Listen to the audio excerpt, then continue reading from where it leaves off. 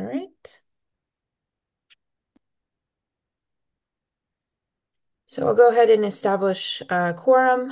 Um, Vice Chair Van Rees, Here. Chair Humayun, Here.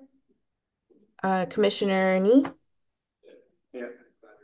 Commissioner Whedon, Here. Commissioner Hecht, Here.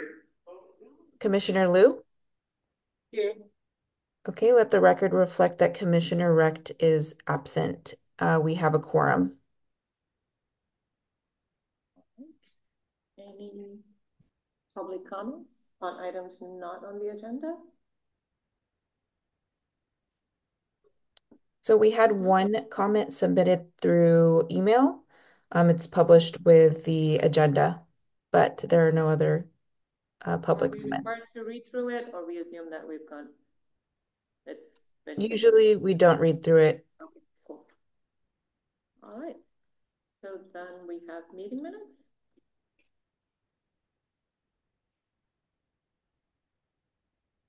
I move to approve meeting minutes. Second. Who seconded? I did.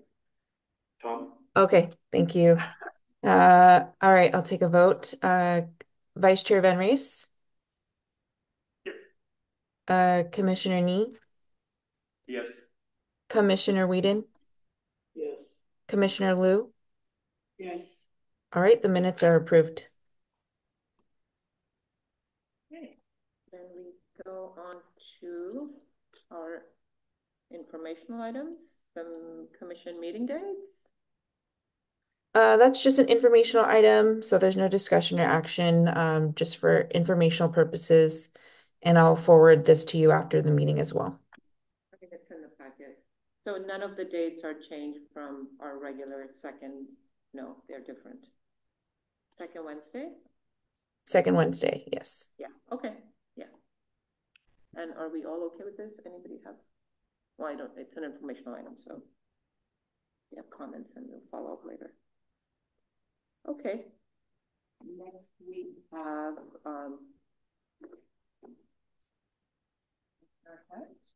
event on outreach plan. Is that what it was? Well, yeah, I think I'm on there for the outreach plan but I don't think I'm presenting. I think we're just voting. I think because of the way the agenda was done last time, we couldn't vote. But I had presented the outreach plan and I think everybody was in general agreement, although we didn't get to vote on it. Am I right, Tanya or Regina? Were there any changes based on any feedback from, well, it was an informational item, so I guess. Well, it wasn't informational, but we did have yeah, there were no Should changes. we bring it up and have a quick discussion before, or, see if there's any need for discussion? Because last time there was not an opportunity for. Yeah, I can bring it up again if you all wish for that. Go through it quickly since we've all seen it.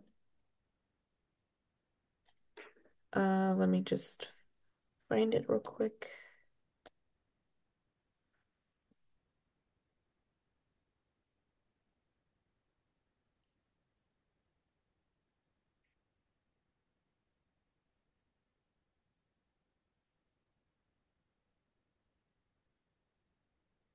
All right, it's just opening up.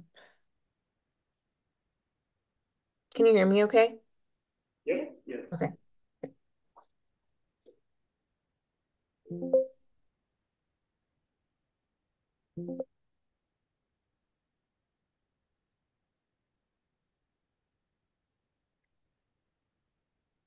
All right.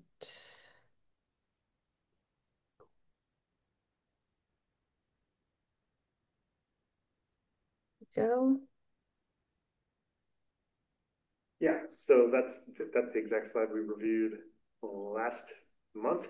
There's three elements which we've reviewed, I think a couple times now, but essentially three elements of the proposed outreach that we would be responsible for, maybe with some support from staff, some limited support from staff, but basically town cry articles 4 times a year, at least that's what I propose. Community group engagement, We need to identify 3 to 5 groups in the community and make sure we assign a liaison and that we take the initiative to update them and get feedback from them.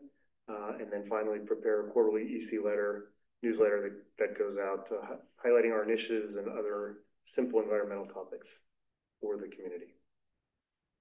Again, most of these initiatives are handled by the commission and not staff, with the exception of potentially the quarterly newsletter if we need their support. I don't know if staff needs to review anything we do or not, but certainly they're not going to be doing the bulk of the work here. That was the concept. I think Tanya you can talk about the next steps. I think it was to vote and just well, say we're going to do this or not. I think the process should be if there's any questions, and then if there's any public comment, and then if there's a discussion. So if we have any clarifying questions.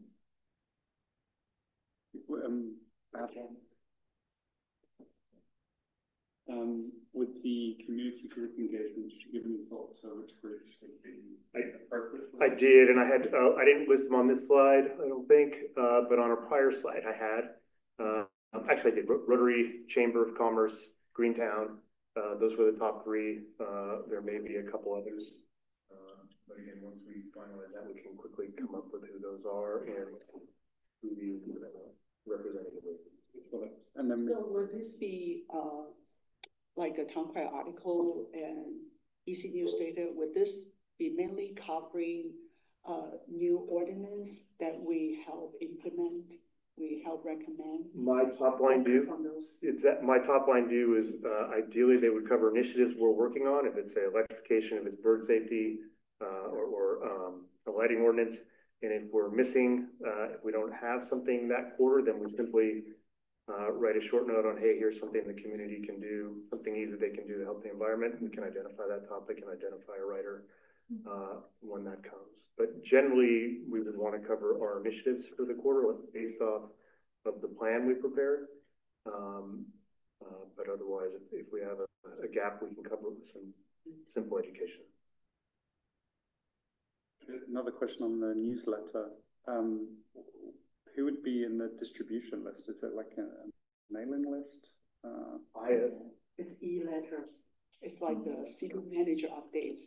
We get those every Friday. And who subscribes to them from the community? Is it like I guess you need to opt in? That's true. You have to opt in. And how many people does that go out to? Do you have any idea? Yeah. So the city has just over 10,000 households in the city, and then we have just over 2,000 registered businesses within the community. We actually, as a part of kind of the Constant Contacts, which is subscribed through that, we have, I believe the last time we looked at it, because we have to kind of sometimes filter out some of the ones that get in there, I think we're right in the 4,000s actually. Whether or not 4,000 people open it, that's a different story, but it does go out to that many recipients. Could it also go out to those that opt in for EC notification? Yeah, so yeah, it's kind of when you opt into the same thing, it gives them the option to select the special topics if they so choose. They choose one and not the other, so it's correct. Yeah. Previously for the articles, we just said, when somebody has something they need to write about or they want to write about, they should do it. But do we want to make an agenda at the end of every meeting to say, does anyone have any outreach planned or something, just to? I think we probably need to flesh out the process for how we update that. But yeah, I think that's exactly right. Like here's the current schedule of articles. Xiaopeng has this. Are we still in line? Are you prepared to write it? Or if not, then we find something else. Right. And then I wanted to ask Nick and Tanya on the signage front. How much of that can we as commission members do? How much of that would or what are the city's thoughts on potentially making that more noticeable outside the meeting halls? So what type of signage are you guys kind of thinking of? Or I mean, we can also kind of come back to that. I mean, there's I mean, there's kind of like the A-frame signs, things of that nature. But what else would you be thinking of? Only because when people say signage, they go 10 different ways. Are we over? Are you talking about the agenda signage? Or, sorry. Go ahead, Tanya. Are you asking about like posting the agenda out? Oh, okay. I was gonna say is in line with what Nick was saying in terms of, I mean, I was certainly thinking A-frames would be a step to say environmental commission meeting, just to have something more noticeable than, you know, like paper or just currently nothing. So, you know, obviously a full banner would, you know, really catch the eye. But the point is just, I just wanted to know in terms of resources, and then, yeah, in terms of design, is that something that, you know, we would need a process for to punt over to you if you want something, or should we just expect to be hands off if we were to approve that? So the sign, scenario we would be able to, we would be able to, kind of work with our one, like the graphic designer that the city has on, and kind of just per our branding for certain things that are kind of obviously somewhat utilitarian, for like commission and city business, type signage. We could do that pretty quickly and easily, if that's something that we thought would help. Any more questions? I have a question that's kind of risking leading to discussion. No, we can move. We can ask for public comment. Any public comment on outreach? Okay, we'll move into discussion. So I noticed there was a plan to have a sustainability speaker series. I'm wondering whether, because not concerned, but an idea is if we can create engaging content or an engaging forum, people will come, and then we can also use the opportunity to inform them about stuff that we're working on. The question was, did the commission in times past get anywhere with the sustainability speaker series? And if so, what happened? And then that's an idea that I had that we could actually. Yeah, we talked about that at some point. I think we did talk about that.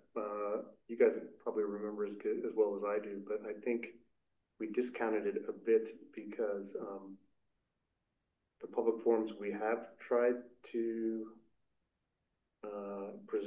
have on topics like electrification and other items are generally poorly attended. I don't know if that's across commissions or it's unique to us, but you're literally talking about a handful of people who attend.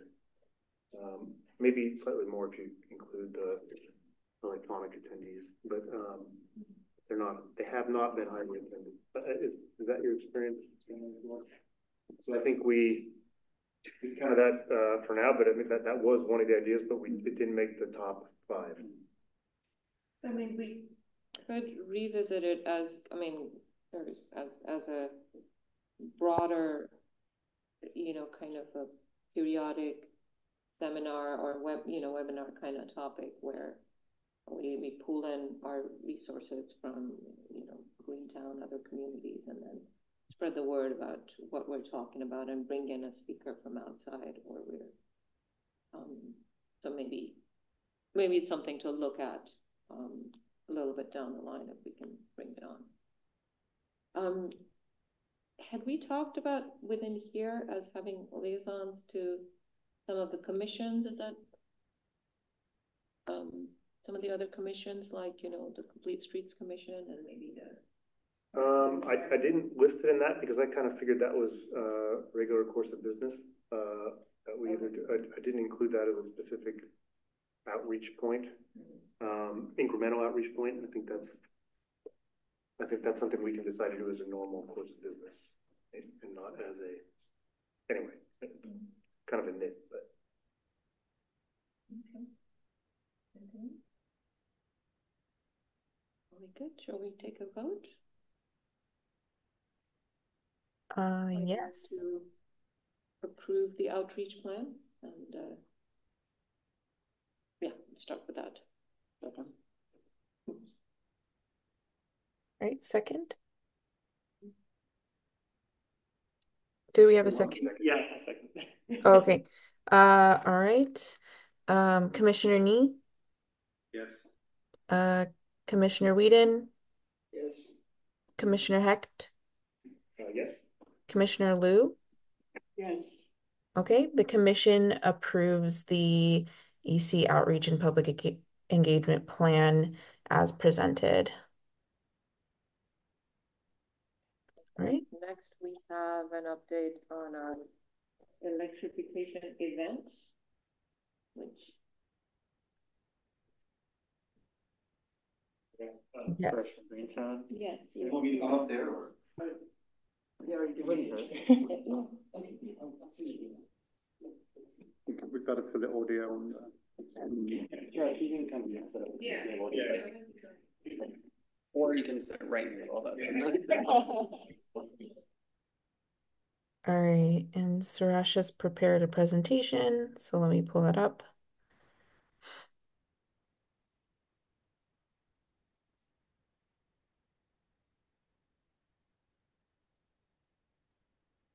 All right, can you see it? Yeah.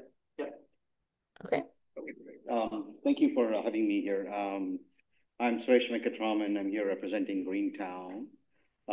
Just want to say that I'm also on the Complete Streets Commission, and I'm not here to speak on their behalf. I'm here to speak on behalf of of Greentown.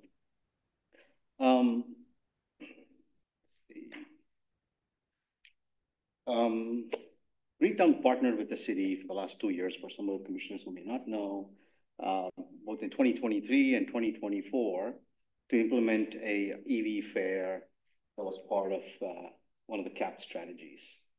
In 2023, we had this in the community center. It was focused primarily on EVs. We were able to bring about 20 EVs or so with their owners to showcase models in various price ranges, various capabilities, and so on. And we had some resources for people to talk about things like charging and so on. In 2024, working with the city, we decided that maybe we want to add some electrification aspects to the event. So we had maybe about a mix of maybe 70-30, 70% EVs, 30% home electrification resources. We had one vendor, a heat pump vendor, somebody who talked about, home just electrification, upgrading the panels and so on. We had SVCE and a few others, the event. And that was actually quite successful. We noticed that there was actually a little bit more traffic, people interested in that aspects of it, more so than the EVs. In general, I would say our attendance was maybe around 300 or 400 people for each of those events. We did notice that maybe there's some people outside of town who attended the event too. Earlier this summer, I met with a couple of our commissioners, I think Commissioner Van Rees and Commissioner Hecht, I believe, and there was a request to see if maybe Greentown would like to take on organizing the event, at least for the next year. Our goal was to, rather than try to do this alone, was to see if we can pull together a partnership of local organizations to see that. I think we've been successful in doing that, I think, and we're excited at the prospect of having organizing the event in 2025. Our focus will continue to be electrification.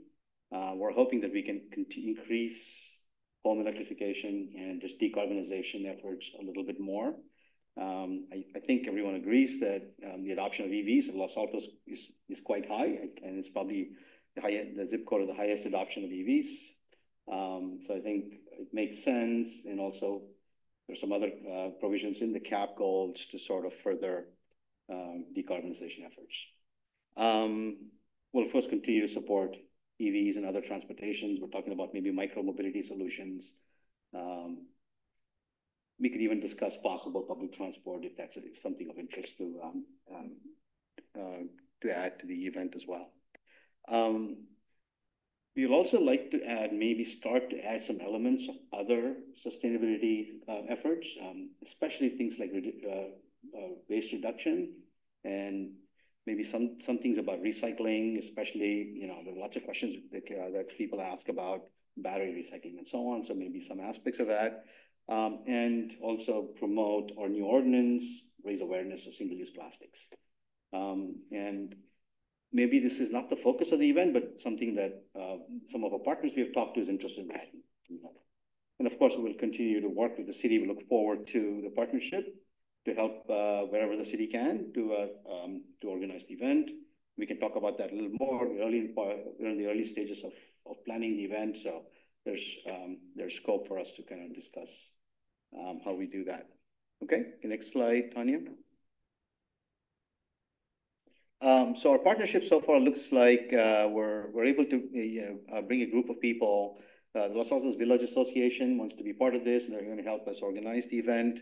The Rotary of Los Altos, the Los Altos Community Investments, and Street Street Mortgage is part of that event, and a couple of other local vendors too. We might even engage. We've not actively discussed is that local partnership, but we'll probably bring in a couple of other people like the Electric Auto Association of Silicon Valley, who have been helping us in the last events, and a couple others as we need. But this seems to be our core organizing group. We have commitments from members from these groups to be part of the organizing committee. If at all, we kind of continue with the event. And of course, we'll continue to work with the commission through Commissioner Van Rees, who I think, kept sort of up to date as we have gone through this process. And of course, Tanya from the city as well. Okay. And then we started to look at some of the early logistics for the event. Seems like May 4th or May 3rd seems like a good date for the event. We've looked at the calendars for the schools. We've looked at some other calendars, maybe around other events around that time frame. The Earth Day and the Earth Month seems to get really busy. So based on some initial interactions with potential exhibitors like Silicon Valley and so on, that weekend seems to be a good target. The question between Sunday and Saturday is up for discussion, and right now we're planning on 4th, and I'll tell you why. We looked at two options. One, continue to do this at the community center, and the other is to do it at downtown. And our discussions with the committee, which the committee strongly recommends that we try to do this in downtown. For two reasons. One is we get more engagement from the local businesses, local community, and of course, the local traffic, organic traffic. But also, I think our marketing outreach can be much broader. Lava and Rotary, they're really excited about doing this in downtown. And I think we can kind of bear upon their resources to get the word out a lot more. And I think there are some other marketing channels that I think also are interesting.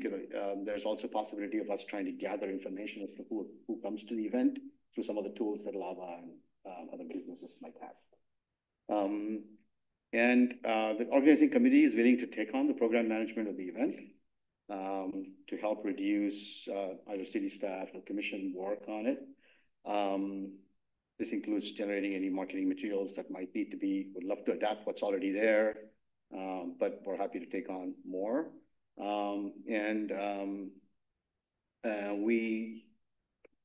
But at the same time, I think we would like to closely engage with the city and the commission. And in terms of sponsorships, we're kind of in the early stage of discussing how that goes based on the discussion today and my feedback back to the committee and how we want to go. Then we'll think about this. And of course, we would love to have the city continue to sponsor the event in whatever way the city can. So that's my update. I'm happy to answer any questions. We're kind of still early in the process in putting this event together. So if I don't have all the answers, I'll take it back to the committee and we'll come back. We've also just generally saying we started to make a list of potential exhibitors to the event.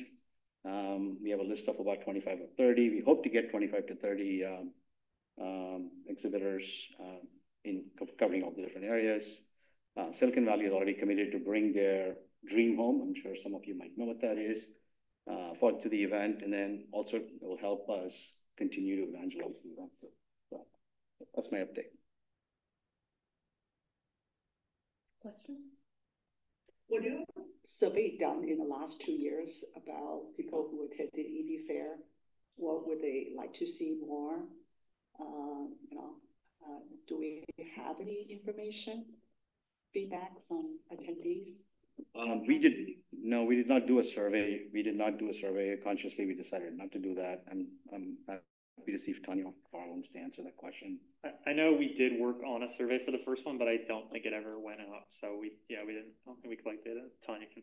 Do you have anything to add there? Oh, you're muted, Tanya. Oh, you're muted, Tanya. Yeah, I don't have anything to add to that. We didn't Okay. end up sending it out. Yeah. I have a question. I think the first comment is that it looks great. I think it's kind of a dream if we can pull it off with all those contributors. So have we talked to the city about hosting it downtown?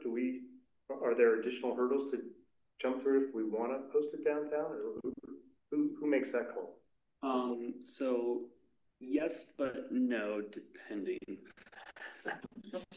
Yes, if you put it on the street, it's just going to be more hassle because you're going to have to engage county fire as a part of it. However, we do have, several public parking plazas, especially if you're kind of working with State Street. For like, if you do move it towards downtown, the first one in downtown, you could do that. 70% of that plaza is their private property, actually.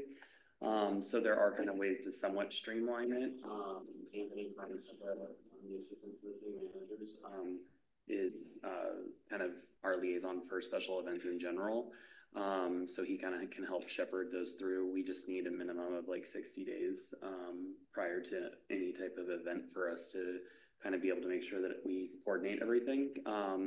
So yeah, if we were to close down one of the streets, that's a little more cumbersome. However, I will say is that if Greentown has already kind of talked to Lava, they know our process explicitly. I mean, they do it for various events.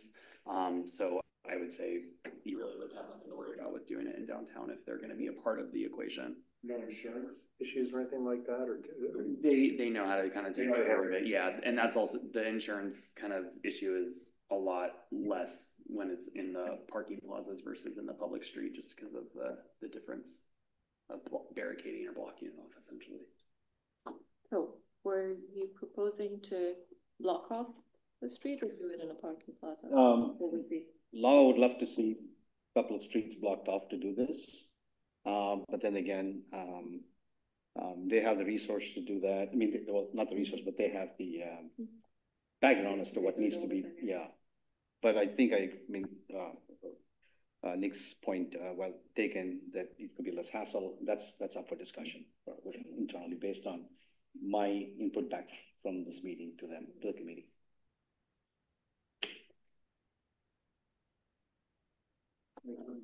Are we done with questions? And then we can do discussion. I don't think we have any public. So if there's question. Yeah, absolutely. Have we talked budget and cost sharing? No, not yet. No, that's not yet. I think we have an idea of what the budget might be. I think obviously the biggest chunk of that would be, well, two parts. One is all the permits, fees with respect to the permits from the city, and then there's the marketing budget. So I think the marketing budgets we have already talked about, and I think I already discussed, and this is something that the partners are willing to take on. Yeah, I had a question. You kind of mentioned you would want involvement from the commission, even though, thank you, by the way, for taking the lead on this. Really appreciate that. So what kind of involvement would you anticipate from the commission? We would love to have a commission member. I think Carl has been on discussing with the group to be part of our organizing committee. So maybe have regular meetings and so on. So there's both inputs from the commission and then back from us. You can take it back to the commission. Obviously, we have an exhibitor list, and so there's input into the exhibitor list and see if it makes sense, or you'd like to add something. So that's something we can talk about too. And any outreach that the commission can do with the city, that would be great.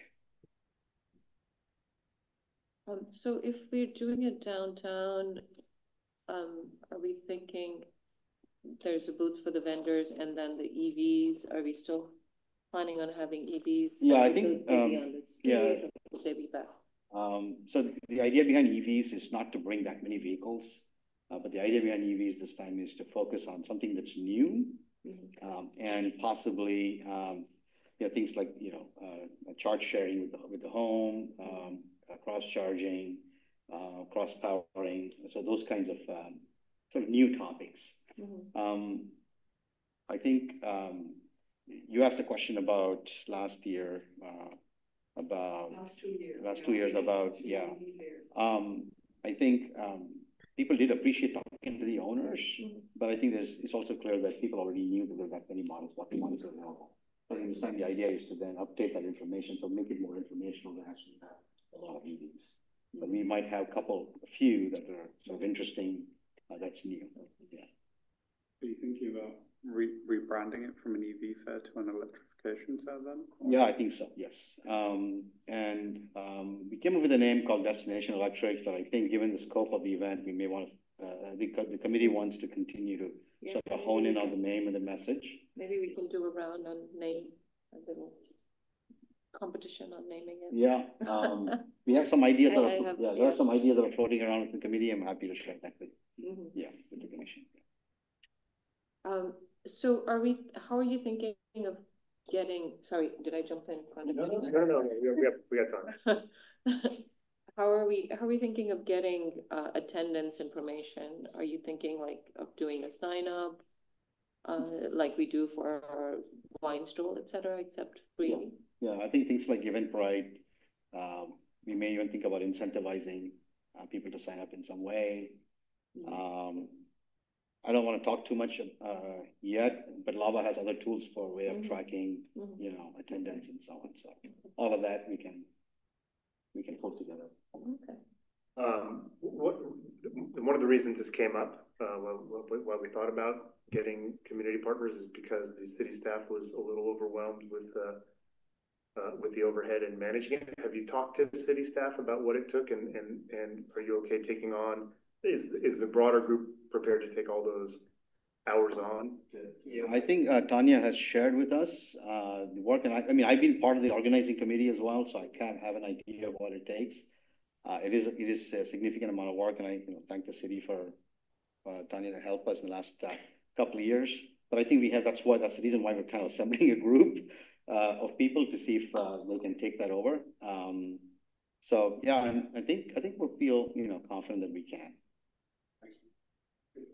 One question I have, Suresh, is what you all are thinking of needing from the city now with this new kind of event. Good question. I think I already opened up for sponsorship, obviously, and that's, I think, especially things like permits and so on. I think that would be great. I think obviously, since city is part of the organizing group, things like there may be approval processes and so on. So I'd like to understand that, in terms of marketing materials if there are issues. So I think there may be some help that we need to make sure that we're kind of getting those turnarounds.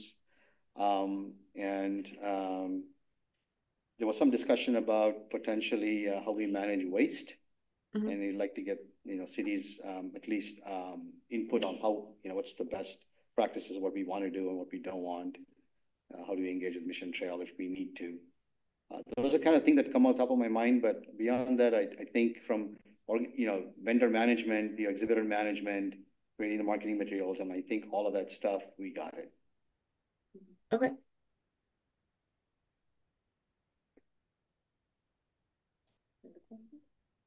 Discussion? What do we think? I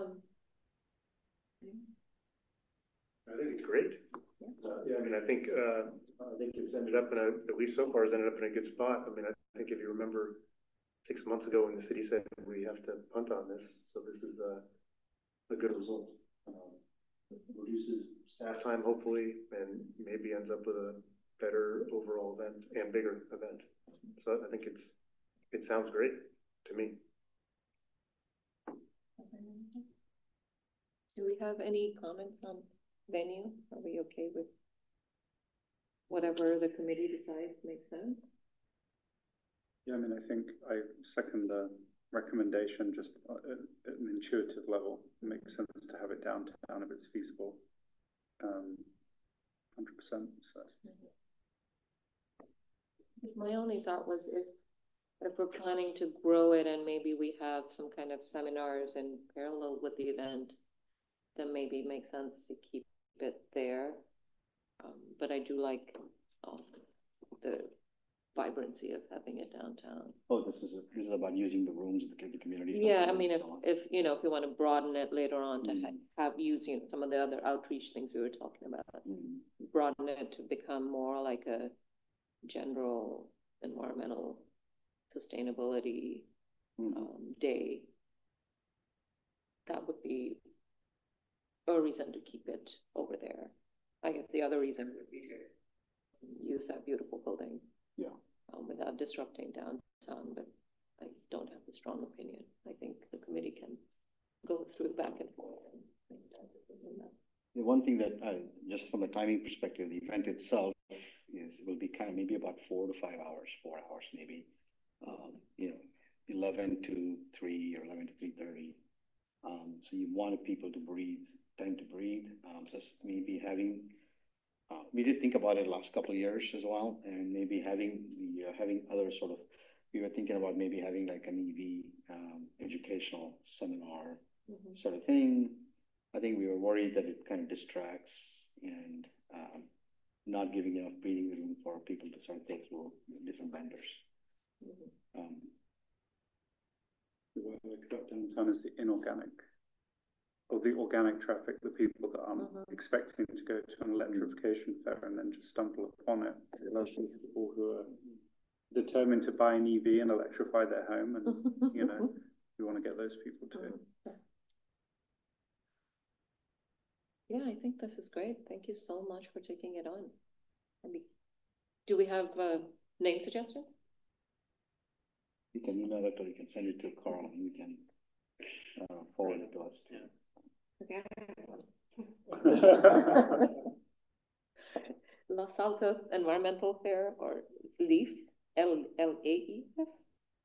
So, Environmental Fair, or E for EV, or E for electrification.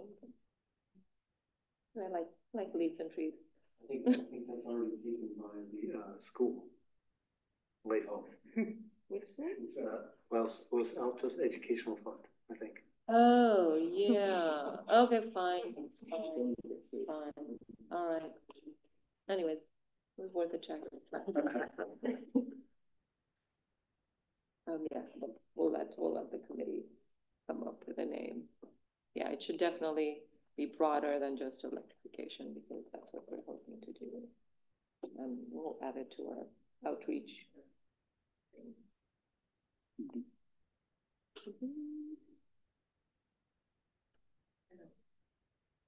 And as usual, we can help booth or booths propagate whatever we're feeling propagated, needing to propagate at the time. Sorry. There are all the new rules coming your way. Yeah, I just had a couple of questions for the commission. Do we continue to engage with the commission as a primary liaison in the event? One. And second is for staff to see how we, do we want to go through the commission with all the communications, or do we work with staff that maybe I can be in touch with as we go through the planning of the event? For communications in what regard, though? For like the actual planning of and logistics? So if with how it's kind of sounding is that it's going to end up being a special event permit, which Lava has a lot of kind of, I would say, experience in, obviously, over the years. I would say once you guys kind of have somewhat of just like a little bit of a synopsis of bullet points of what you guys are wanting to do, then I think then we can kind of talk with like Anthony Carnesecca, who can kind of help to kind of liaison and shepherd you guys through the right process and kind of set up some of the correct meetings. The one thing I would say is obviously when, because you're kind of doing it as a sustainability and environmental event in general, is like the Art and Wine Festival isn't necessarily very sustainable considering some of the practices that happen during the event. I'm not going to specify, but I would just say I think that's going to be kind of a little bit of a more of a direct conversation that everyone's gonna have to have. You know, I think you guys can have with like Lava ahead of time. I'm sure they're gonna be fine with it, but there's not as many vendors as they're gonna think is gonna be vending when, I mean, does the commission want propane everywhere around downtown? Are we gonna be okay with essentially everyone walking around with plastic non-reusable cups? I mean, I'm just saying these are like, I mean, me and Tanya have had this conversation with stuff even with internal events where we kind of had to put the kibosh on, all right, well, even the city for employee events, like, you know, the city has to say, no, outside vendor, you can bring your trays of the food, but the city's providing all of the utensils and stuff like that because we don't want it to be one event where I had like a heart attack because I hadn't seen that material in several years. You know, it's kind of one of those weird trade-offs where, I mean, again, the events that we have in downtown are great, but they're definitely not really environmental or sustainable practices when it comes to, it's not just electric, but the waste and disposal stuff like we were talking about. Now, Mission Trails, flip side, I will at least just caveat to cover it. They'll tell you what we can do with it and they'll dispose of it essentially like they can, but at the end of the day, we're trying to nip in the bud, you know, the single-use plastic stuff and so on. Yeah, just add to that, we should strive to make it a zero waste event. We've been doing that, say, at the high school with the green team, etc. So that should be a goal. Mm-hmm. Yeah, and we did that at the other EV events too. We didn't allow plastic, so it's just a lot harder on a larger scale. Yeah. That was the moral of the story, is that you're gonna have to make sure all the vendors are on the same page essentially. So. Yeah. An opportunity to show that it can be done. Yeah. And then as to your second question, if Carl is willing to continue. Yeah, we've had this discussion between Suresh and I, and I'm good to continue making sure this transition is smooth as best I can. And then, well, I'm guessing we don't need to be in the loop as a commission for the detailed logistics. Maybe as it gets closer, maybe we can have a discussion, have a say in what I don't know, depending on what we do, if it's informational or discussion, just get to know what's happening and what the scope is, and if there's any other way to help. Okay. Yeah, I guess we can, sorry, go ahead. No. I was just going to say, you asked for input on exhibitors. I guess, do we need the commission to meet and discuss that? Or? I think we have a pretty exhaustive list, so maybe we'll share that list at some point. And then you can provide an additional, or if you want to provide some additional inputs through Carl, that would be great. You can just send if you have any organizations in mind, you can just send them to me and I can forward it to Suresh and Carl. Any recommendations? Yeah.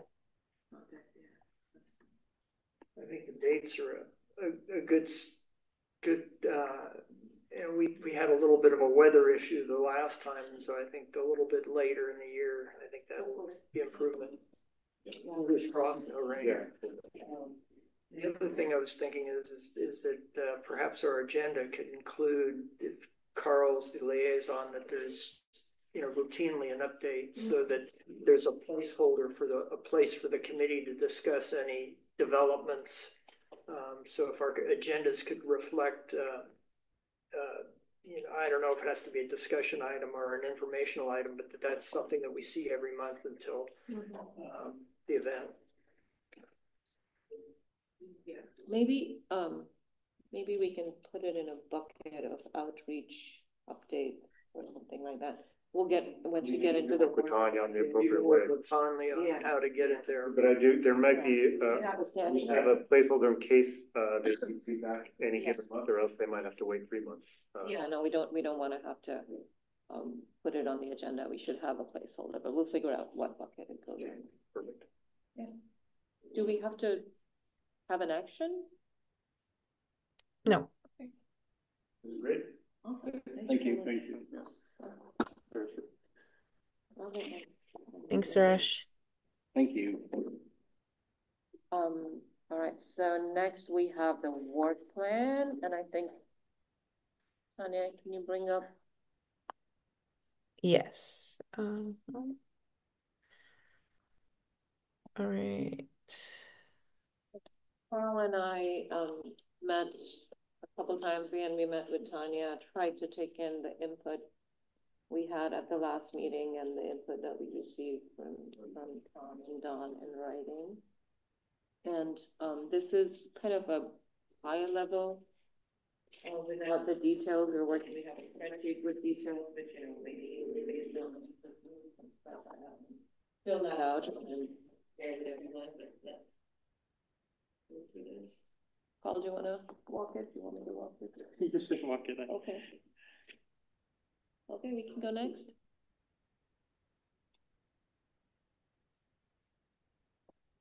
All right, so just wanted to kind of touch on a few things, remind ourselves of what our stated powers and duties are. We'll take a quick look through the cap, not the whole cap, but there was a few things in the cap that had been listed as things that we should do in the next 3 years after when it was implemented. We can take a quick, we won't look at everything in detail, but if something stands out that was missing big time, we can bring that up. The goal eventually is that we'll look at the cap as a whole and see if we need to reprioritize, add some things, move things around, because you know there's obviously not everything in the 2022 to 2025 plan is going to get done by 2025. So that's a given, but maybe some other things are getting done, so we'll see. Just a high level accomplishments and what Carl and I kind of put together for the work plan for next year. Yeah, and then we have a couple other things based on what we can go to the next page based on what our powers and duties are supposed to be. So there's an annual report and update that we need to give to council, and then any other updates on relevant policy programs, in addition to the cap.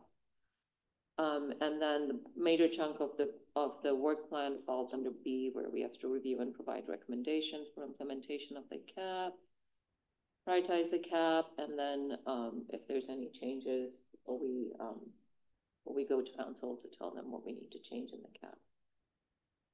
And then if there's things that we need to report to council or bring to council in terms of policy, budget, prioritization, that's our opportunity to bring that up, and it doesn't have to be just cap. It could be other things that we feel would be helpful in promoting promoting, you know, cap implementation, among other things. And then the D is what Tom, you put together, is serve as a forum for community input and engagement, and we'll keep that as a separate, or we'll propose to keep that as a separate work plan item that, you know, we manage, pull in staff as we need to, but we may do it, you know, actively and intentionally going forward. And then, yeah, of course, if council comes up and says you need to develop this, you know, ordinance or whatever else, we'll jump on that. So next.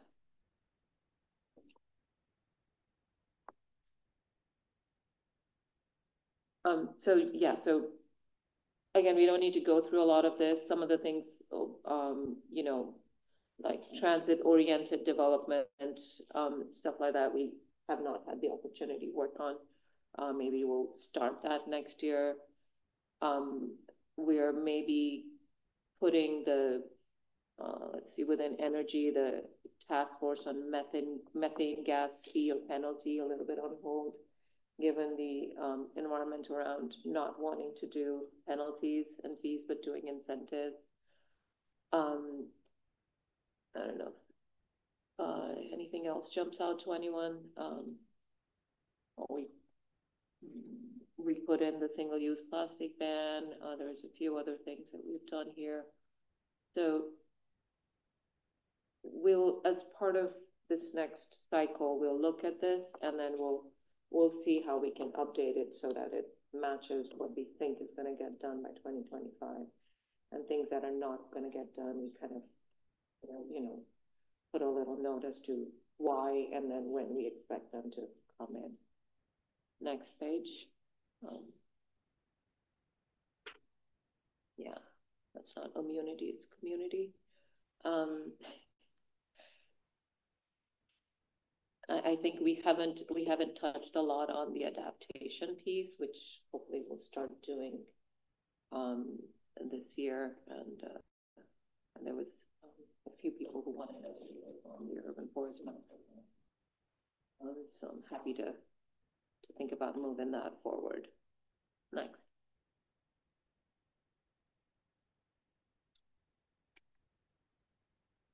All right. So accomplishments for last year, I think Tom, maybe when we present to council, since you were the chair, you'd have more details on some of the things. This is the big picture. I know there was a few other things that got done.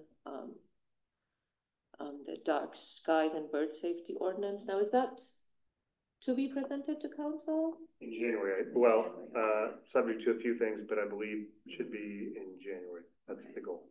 And the single-use plastics ordinance, now it wasn't adopted, it was approved. Is that the case? It will be adopted.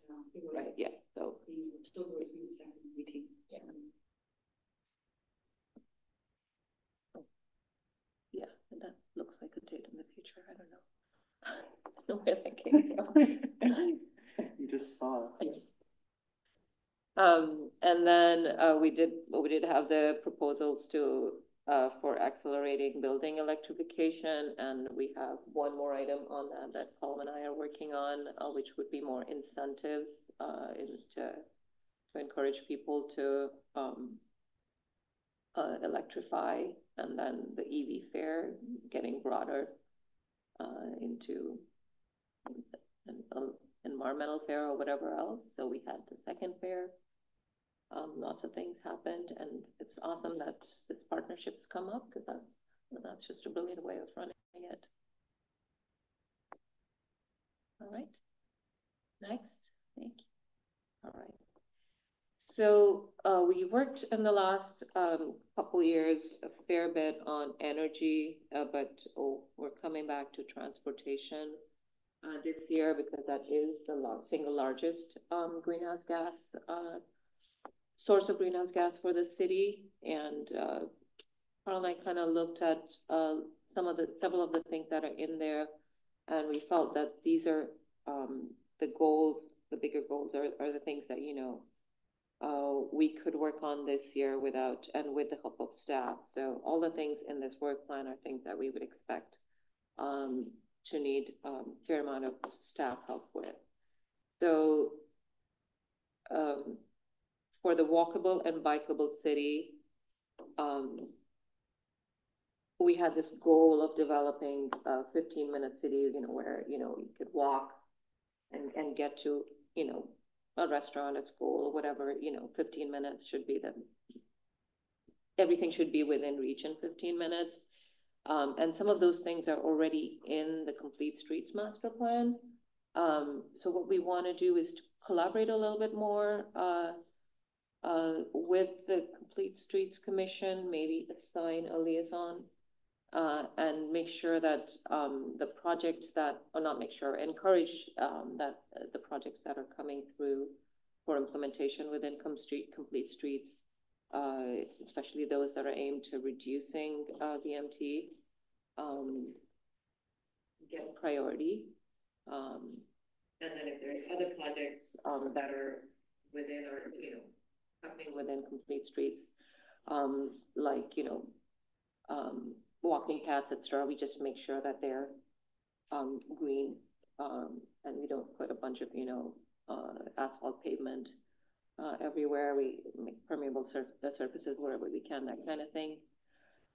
We also want to start talking about shared mobility. There was in the downtown vision, there was one of the goals was to implement an electric shuttle to loop through the city. So we want to look at that and see if there's any way to move that forward, at least have a plan for having some shuttles that help, people from, south and north and Los Altos get to different places without having to take multiple buses or driving.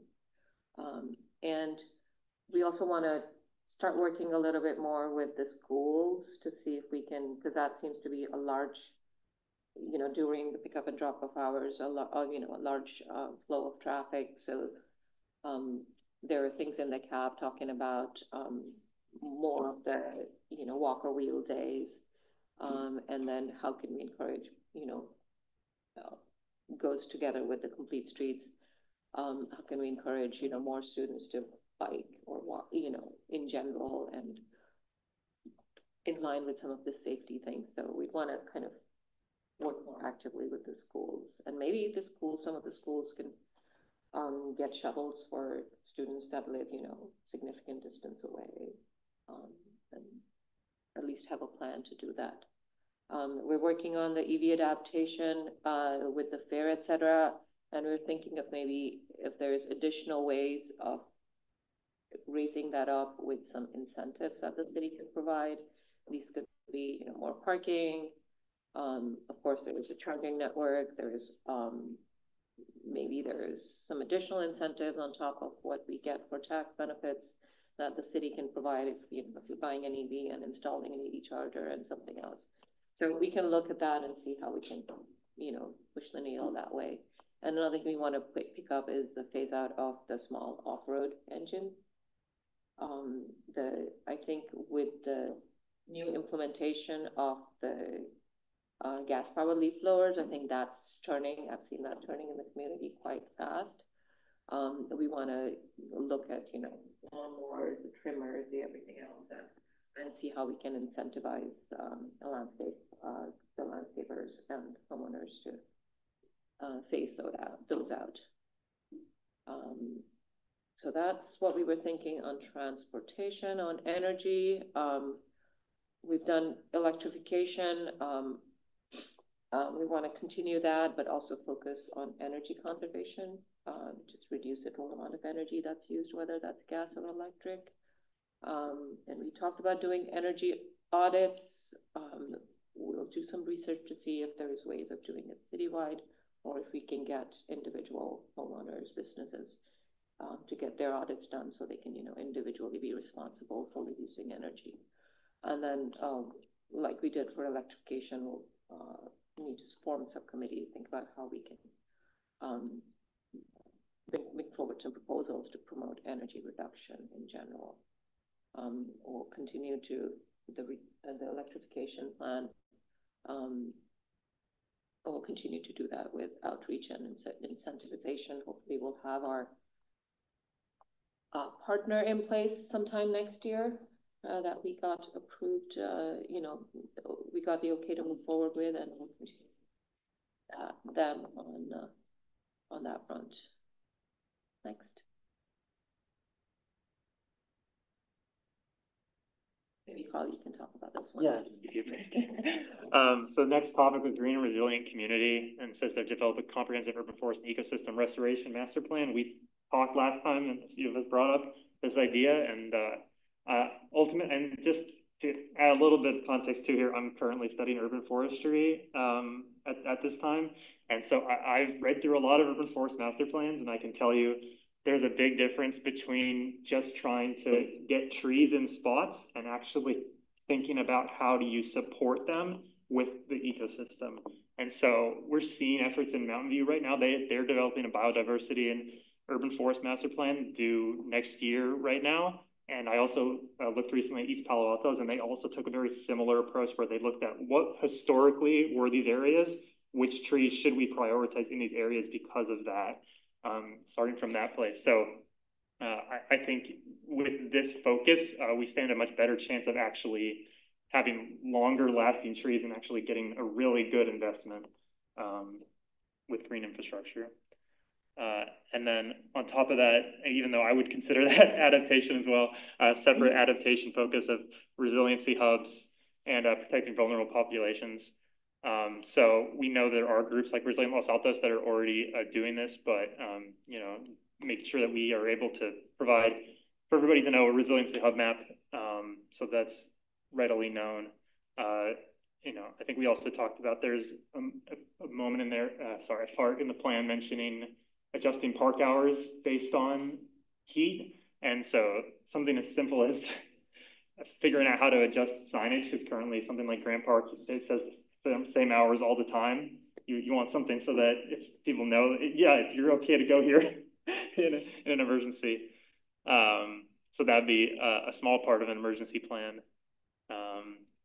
And updating communication so that we get make people aware when the conditions are hazardous.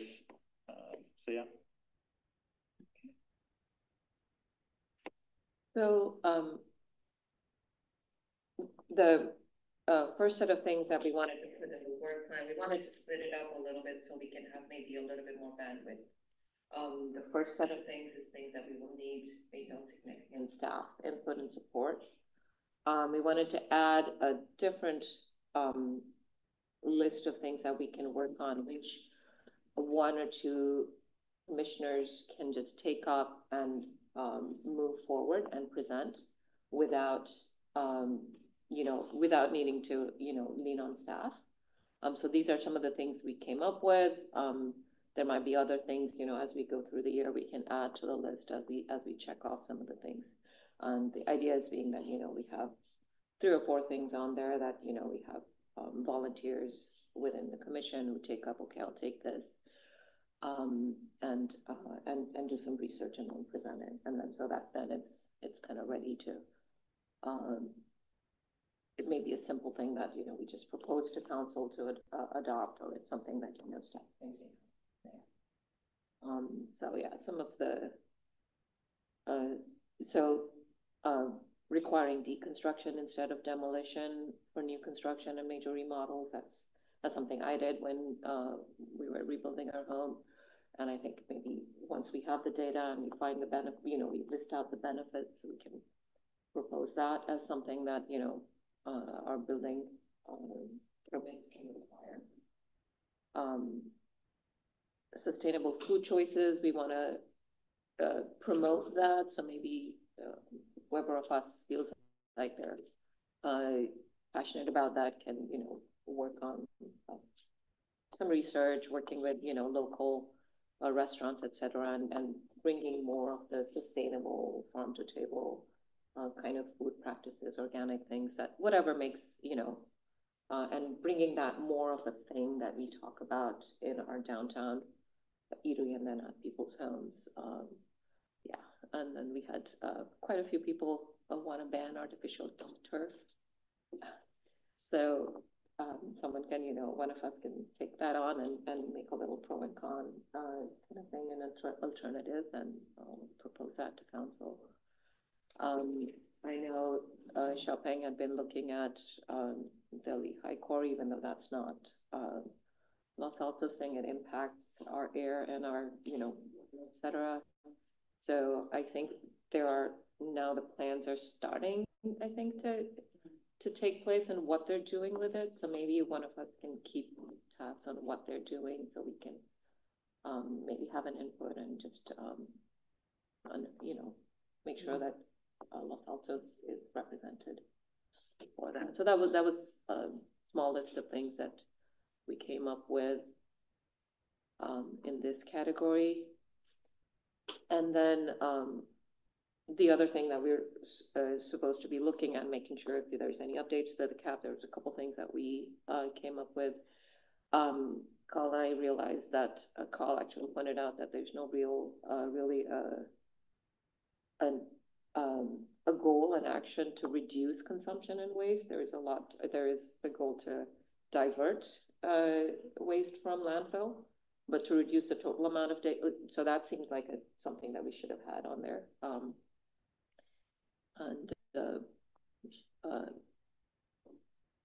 What else was there?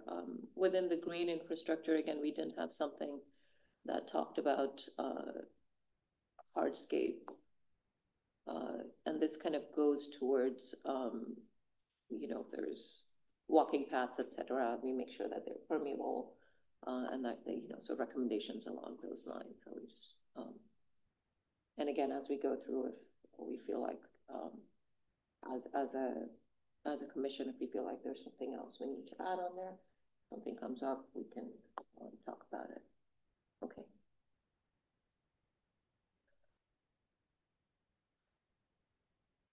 All right, and then a couple things, and this may be towards the second half of the year, is that there may be some big projects that we want to take on the following year, especially around transportation, where we may need to collaborate with neighboring jurisdictions, where we may need to work with the Planning Commission on when new developments are coming up, how do we make sure that they reduce rather than increase transportation, single vehicle travel. So that's something we're going to need to start thinking, and so that then when it comes to next year's work plan, we can kind of have an idea of what we want to do. Same thing with energy and energy conservation. Yeah. And there were a couple things that we thought were straightforward implementation recommendations to council, and see of our roles and responsibilities. The first one I think we've already been working on is to kind of just move that forward and get it done. Propose that we have an Arbor Day celebration and submit the application for becoming a Tree City USA. And then we need to look at budget for CAP implementation and make that, an active thing within each budget cycle for the city. And then Tanya had suggested that we request that council appoints a staff task force, so that different departments can, talk to each other, and Tanya can kind of coordinate and ensure that sustainability and CAP guidelines are prioritized in all city plans and projects. Did we have anything else? That's it. Yeah. So that's kind of what we came up with as a big picture. And yeah, questions?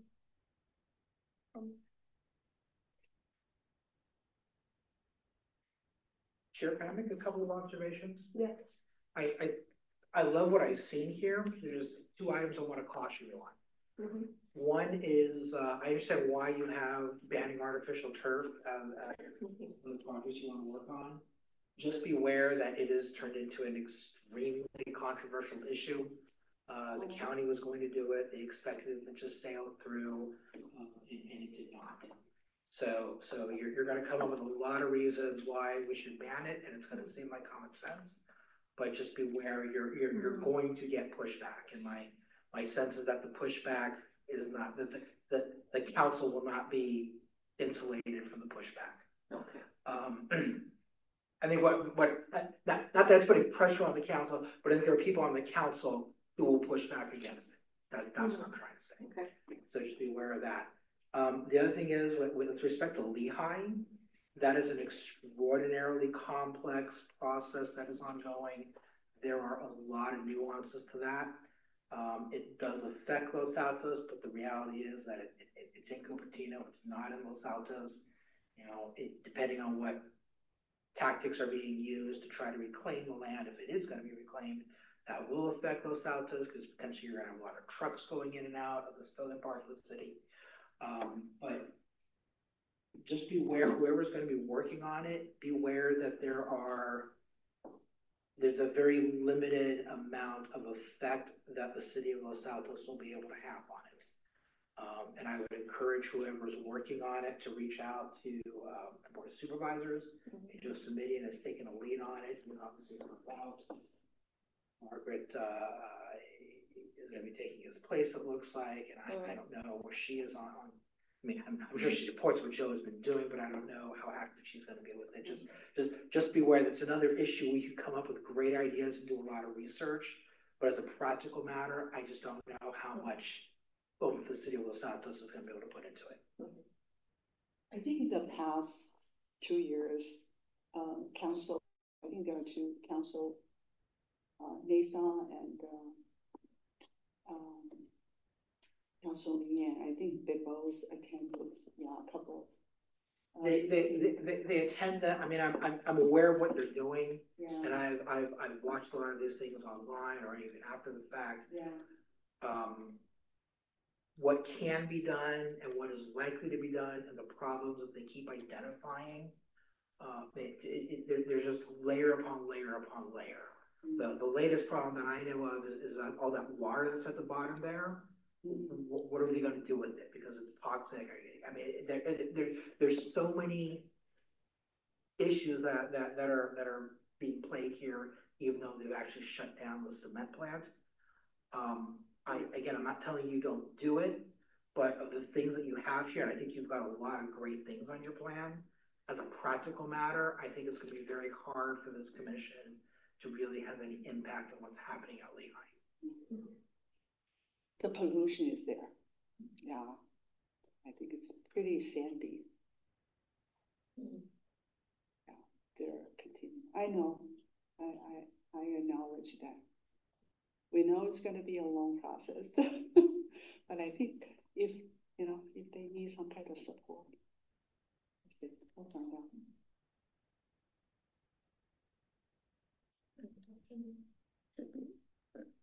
Or discussion, I don't know. So, I guess my question is, what are the primary activities on the first two pages? So those are what we'll be working on as a subcommittee with active subcommittees. Right. Yeah.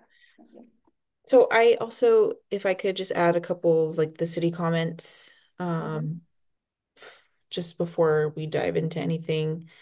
Um, so uh this does seem like a lot, more than the resources, staff resources can commit to. But some other things I wanted to know. So in terms of the transportation section, um, so a lot of this is covered in the CS by the CSC.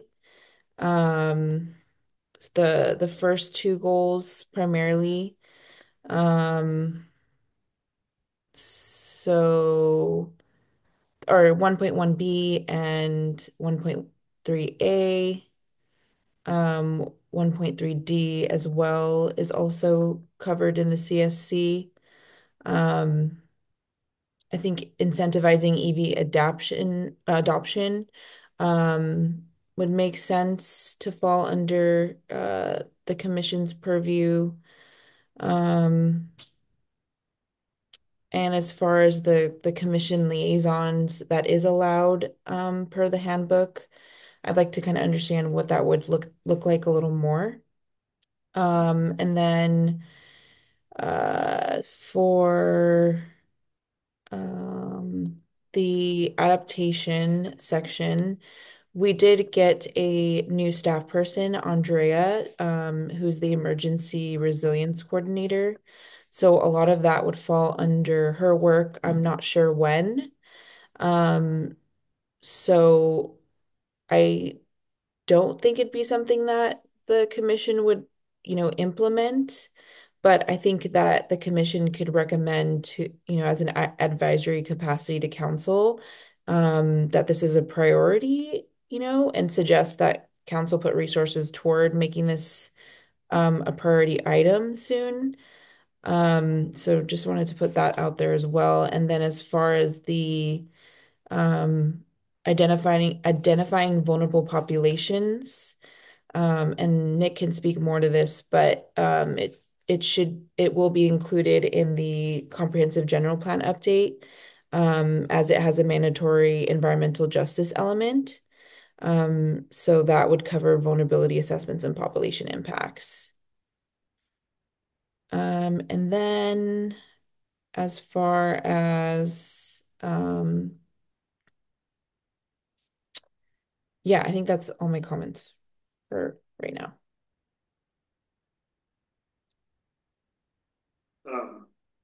actually, so that was one of my questions, is has staff interacted with you to, okay. And so, and then, so it sounds like they have agreed to some of these line items that they would support them? Or we still have to flush that out a little bit? So, yeah, we met with Tanya and worked on a little bit more detail on some of these things.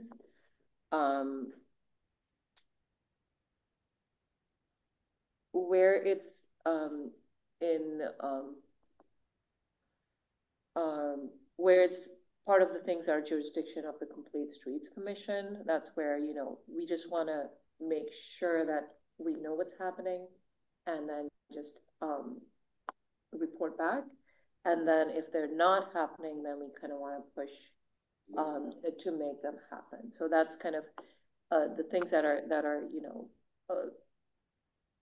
a little blurry area in terms of whose jurisdiction it is to work on. We'll have to be mindful of that. I hear that. And things, yeah, like, and then for adaptation, I just heard that from council. Is that something that we need to be working on? And again, it will have to be in collaboration with the other organizations that are doing things. We just need to, again, same thing, make sure that we understand what's going on, and then things that we think that are a priority that we can get done now, get put on the list, whether it's through staff or whether it's through Resilient Los Altos. Our goal is to just make sure the CAP is getting implemented. We don't have to necessarily own it. Yeah, no, I think that's a key point. And because when I look at this work plan, just the initial gut is that's a lot of stuff. Yeah. But if some of it's complete streets, if some of it's a new staff member, that cuts out a lot. But then, like you said, our recommendations say, hey, we think this stuff needs to get done. It's not on us, but it should get done, and there's resources, so somebody makes sure it's getting done, right? That's, yeah. And I guess the goal is we'll present it to council, whatever we decide, or we approve, and then council can also tell us if it's not for you to do it. You should put this instead.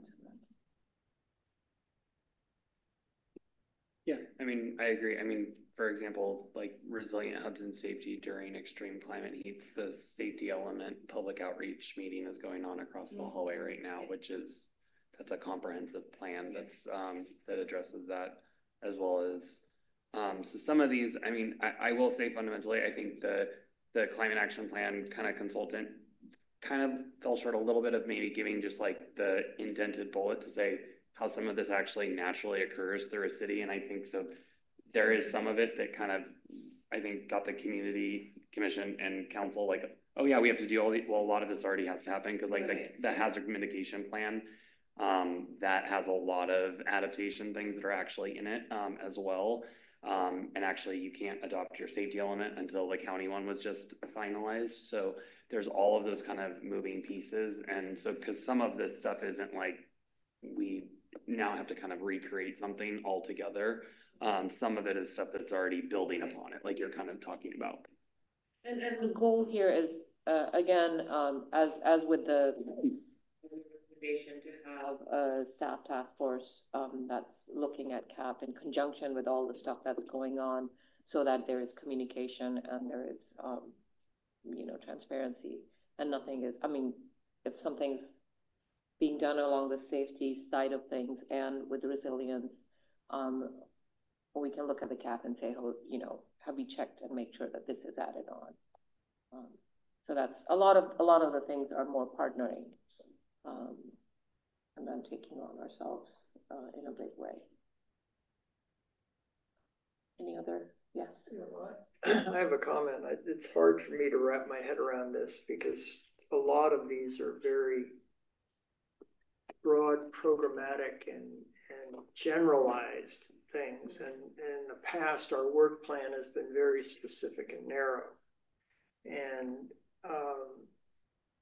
I think that some of this, some of the specifics I think are missing. And so I'll throw this out because I don't know how much detail has to be presented. But I know from attending a couple of meetings that, you know, the codes, the green building standards and the energy code is I think the drafts are already published, and Silicon Valley Clean Energy is working on some model ordinances for implementation of REACH codes and green building standards, and even including, their indication was that they will be including a segment for a model for extending to existing buildings, not only new buildings. And I think, and that is something that needs to be worked on starting the beginning of the year, because all of that would have to be presented to council before in the September, October timeframe, plus or minus, because you have to adopt that all in that time frame so that it can be integrated into the code for 1/1/2026 implementation. And, you know, it's a lot of work. We've been through this successfully 6 years ago, and false start 3 years ago. And I know also that Berkeley is working on another avenue to electrify and limit, if you want to say gas system pruning or whatever term you want to use in their community, that they believe after going through the battles that they would be somewhat more successful. And so there's a lot of these things that have to be looked at. And to me, that's a very specific, it's going to be labor intensive by staff.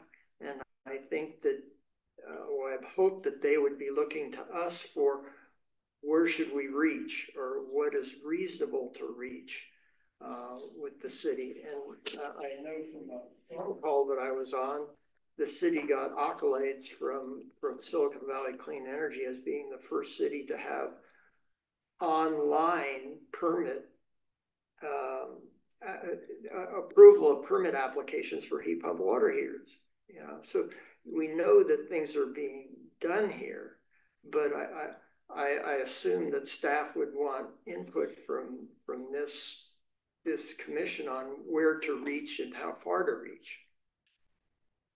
Yeah, I think that's accurate. I mean, I think staff, you know, this is kind of like the first iteration, so we can kind of, you know, look at if these are some of the priorities and like kind of see more specifically of some of these that have kind of some more of the drill down deliverables that actually kind of are more consistent. I mean, I will say, you know, like looking at the success that the CSC has had this last calendar year, and, you know, some of the others, you know, kind of commissions, is the more specific the work plan is, kind of the better off for kind of being able to utilize the staff resources to the best advantage, as well as actually kind of getting through, you know, I think, I mean, I know it was painful to some degree for us, like, you know, with the single-use plastic, it took a while, and like, you know, the bird safe, but I mean, but doing 2 big new ordinances,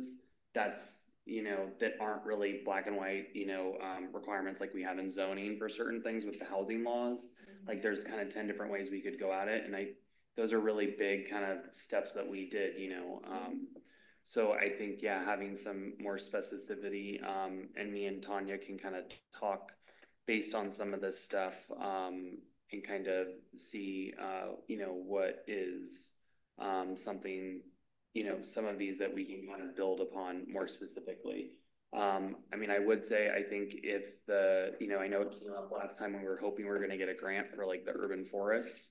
If that is something that the commission does want to prioritize, I would say that that should be on your list. It's not going to be something though that is, you know, part of that the commission is going to be, you know, doing, because a lot of it is done by the consultant, and they'll kind of come back iteratively throughout the process. But that is a big financial component because it is a 6-figure dollar amount, you know, from the last time. And that was a few years ago that we got a quote, and it was, you know, I think close to 200,000. So we would be, you know, having to kind of somewhat, you know, kind of look at that is, you know, I would also say is when everyone's kind of independently, and I think we kind of have a good gift of, you know, over the next like month and a half before we meet again, is to kind of also, I wouldn't come with, you know, 4, action items that each, spend $200,000. You know, because, that's then where you get the rub is, okay, well, what can we do that's not, Yeah, so go ahead, Tanya. Oh yeah, and I just wanted to, yeah, I agree with what Don said. I think evaluating the new 2025 building codes to see how we can go above and beyond within the requirements of the code would be helpful. Reviewing the NOx ordinance that other cities have. Um, uh, I think those 2 items are high on the list. Yeah, I think my understanding, and I haven't read the draft energy, building energy, but I believe that the base model now is heat pumps for water heating and air treatment.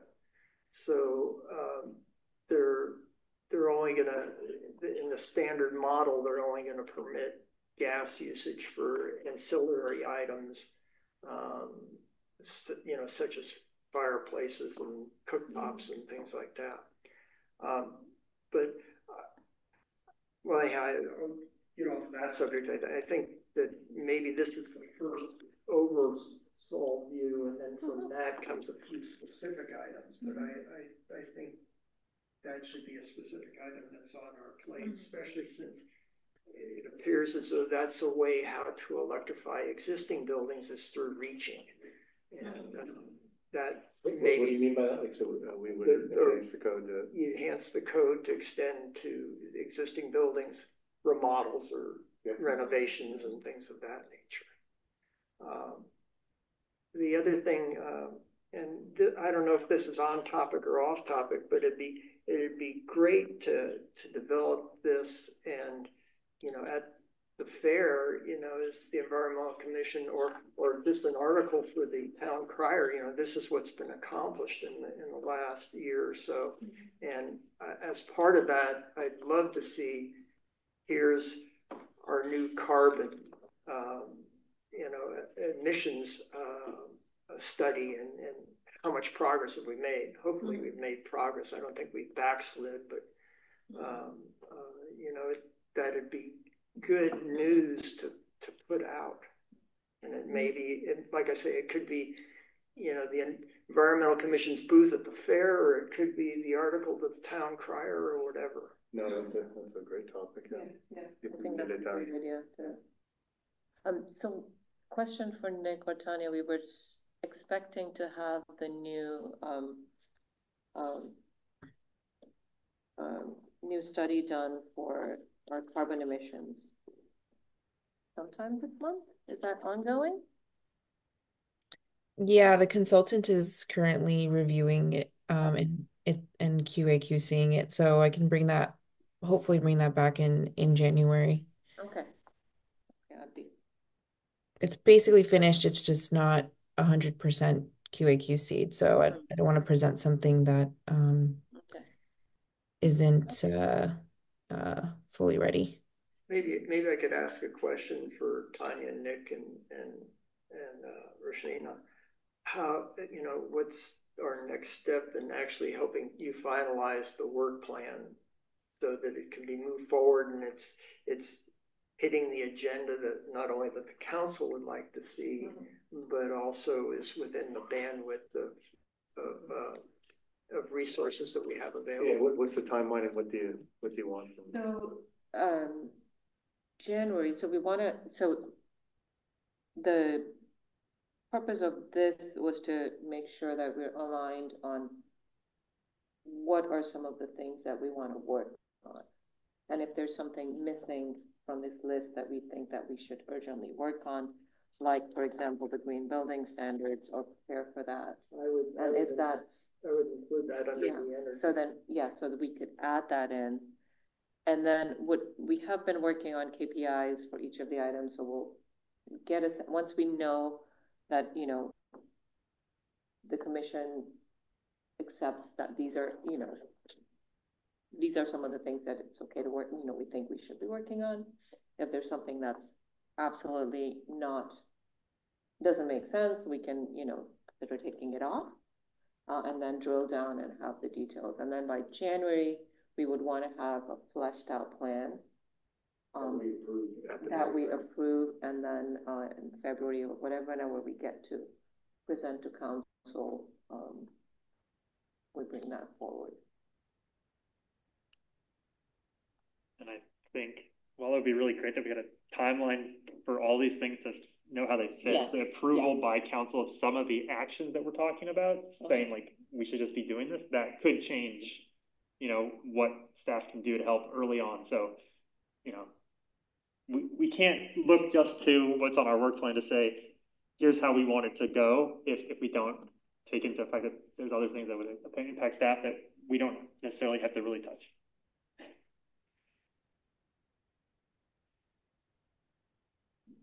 Is it the type of thing that to try and reach a consensus at the January meeting? You know, we have 6 weeks or whatever it is, or 8 weeks between now and the January meeting. Is there a mechanism that Tanya and Rashina can work through that independently solicit ideas, so you come with a more flushed out version in January, so that you can gather input individually from commission members, so that the plan is something that you can truly hash out at a meeting? Because something this broad,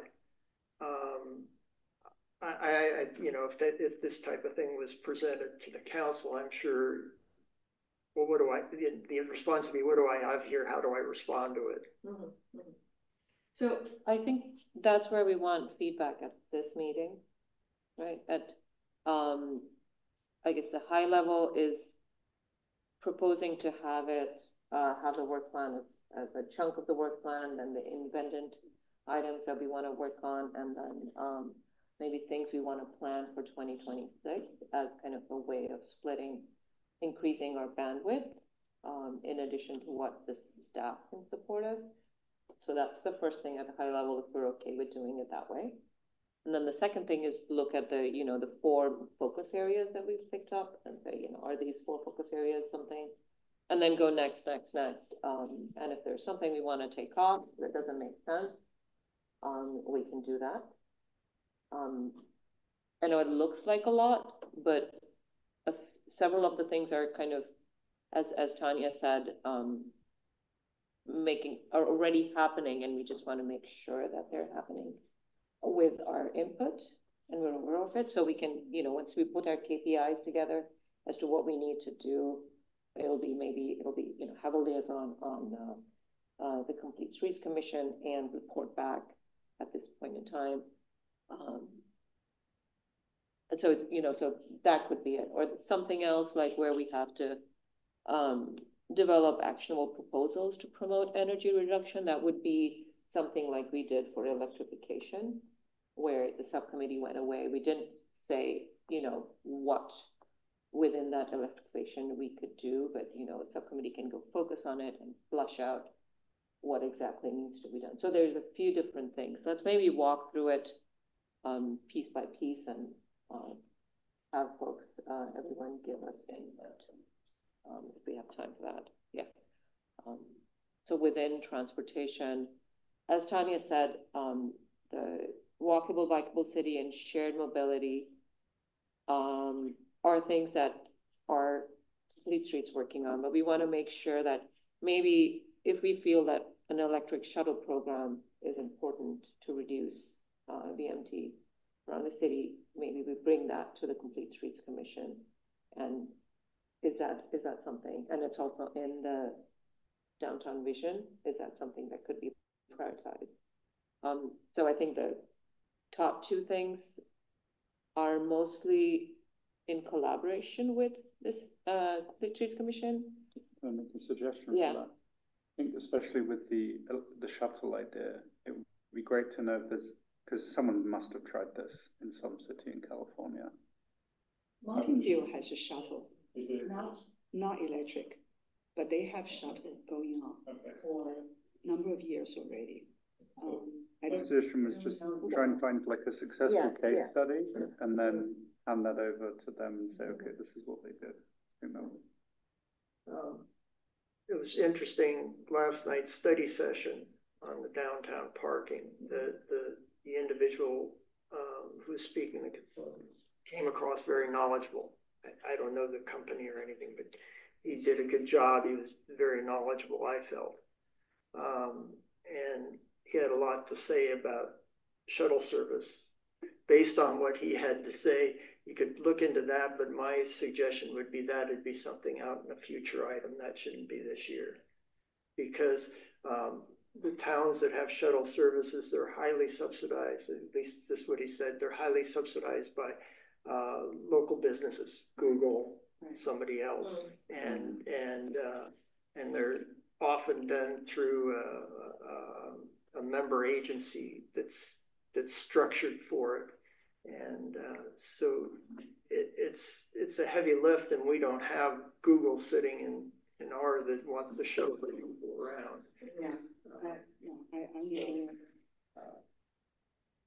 I suggest if you want to go down that path, that'd be an avenue that you could talk with staff about that presentation and whether or not it's a near term or it's something that you want to put more distant.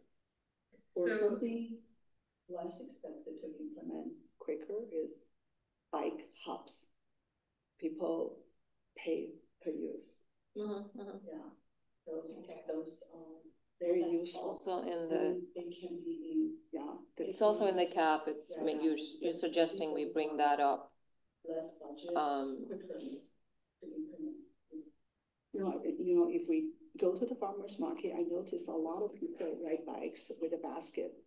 They go there on bikes and buy groceries.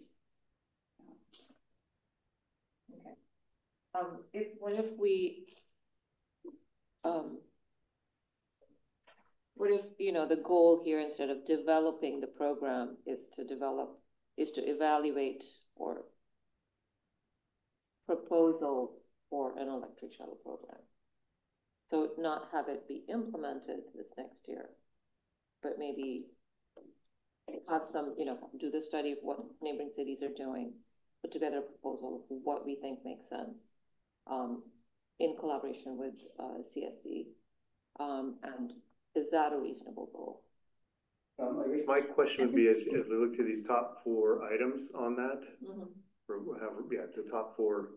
So part of the practicalities, we have to probably have a subcommittee look into this, right? Right. 2 to 3 people, and we can only probably have 3 subcommittees. And the reality is those end up lasting a year, usually, unless it's a real easy item. Every one of the subcommittees, I think last year we assigned. Most of them, we started them in the middle of the year. I mean, we're done. All right. Okay. Well, some longer than others.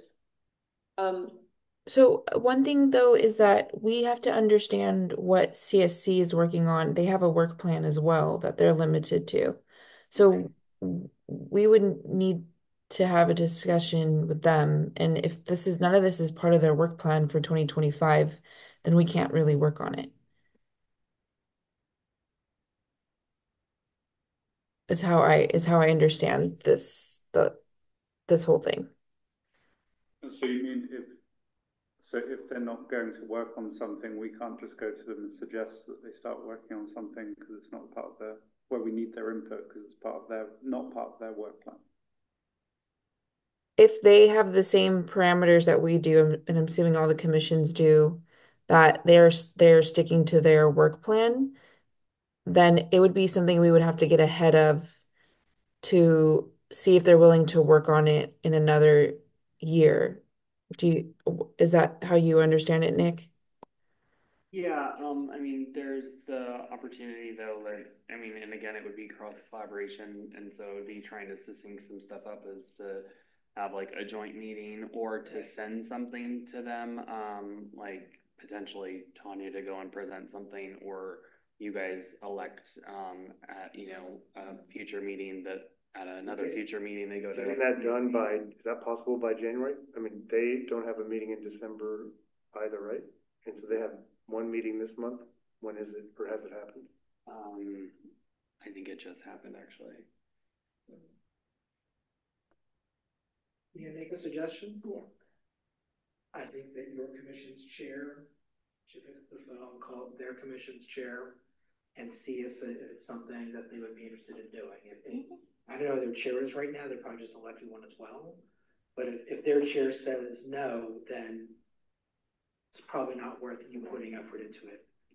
If their chair is more open to it, or says, hey, we're thinking of doing X, Y, and Z, and you can come back and maybe it's something that you can adjust to work with them. Right. So yeah, so in the past, when the master plan, the Complete Streets master plan was being developed, they did come to the Environmental Commission, took our input, and some of those things were eventually incorporated. So I think there is precedent for cross collaboration. I think we need to have that, because if you know, there's things on the cap that all need to get done to meet our goal, and if we don't, you know, if we, I don't know, if we just say this is too difficult, we won't get there. No, I think, and then we can parse it out, I think, to, okay, this year we'll just research and make proposals, but if we don't make progress, I don't know how we'll get there. Yeah, I totally agree, but I think, yeah, maybe call. Yeah. And that makes sense. That totally makes sense. Figure out what could be on the table and agree with them, and then that would be a short list of potential transportation items.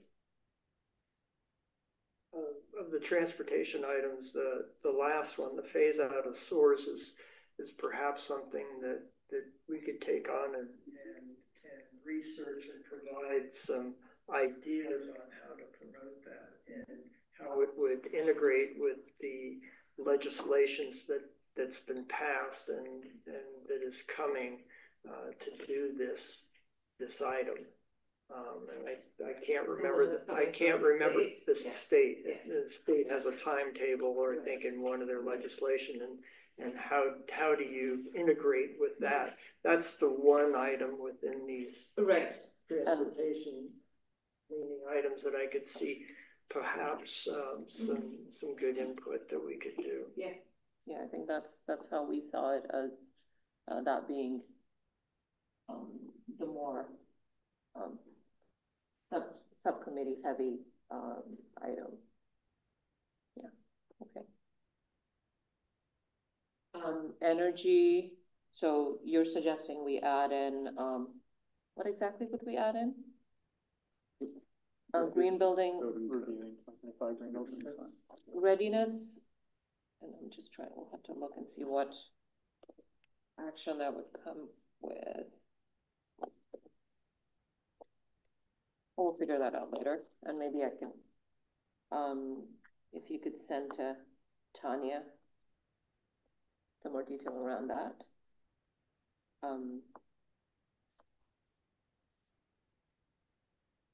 Should we take out something from here? I think that one would cover all of those, right? Yeah, if you do things to incentivize the electrification, and it would almost be another subcommittee on, I don't know if you want to call it reach codes or building codes, or I don't know what you would title the subcommittee, but it would probably cover all three of these line items. Right. My only question was, how is that different to the electrification subcommittee that we have now? I mean, there was something different. No, well, yes. Subcommittee number 2. And probably have a different set of people. Yeah. Different mix of people. We phase out this one, because this one was specifically to have a set of recommendations. In the absence of each I mean more 21B or the incentivization. It's not related to reduction of methane specifically. Yeah, so the 2.3 I think is to follow on what what the partner is going to be doing. So they're going to be doing some outreach. They're going to be doing so. That's kind of a continuation of that work. So it's not necessarily a new proposal. Or maybe we take out develop from it. Got it. Okay. Yeah, no, it looks like a lot, but maybe we need to present it differently so it's not so the individual things that get covered by one action. I agree. I think when you present to the council, you want to have like 3 or 4 items that they can focus in on. And then so like the other stuff that's being done by Complete Streets, I would almost put it on a separate page saying this is stuff being done separately by other organizations. No, we could kind of collapse 1.1 and 1.3 into one, and then have a different way of showing that this will feed into these actions. The purpose of this one was to bring out the actions and say, this is what, is this where we're breaking? And we flip it around after. Okay. The next, can we look at the next? All right, so, yeah, so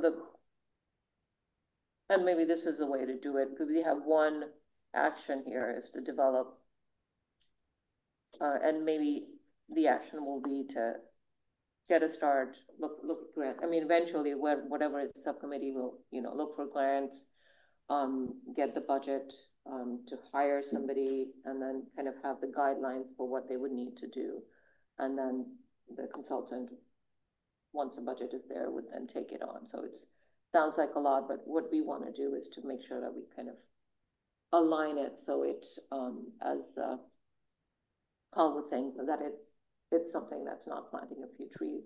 It's a comprehensive a way of building the green infrastructure around our city. So any input on that one?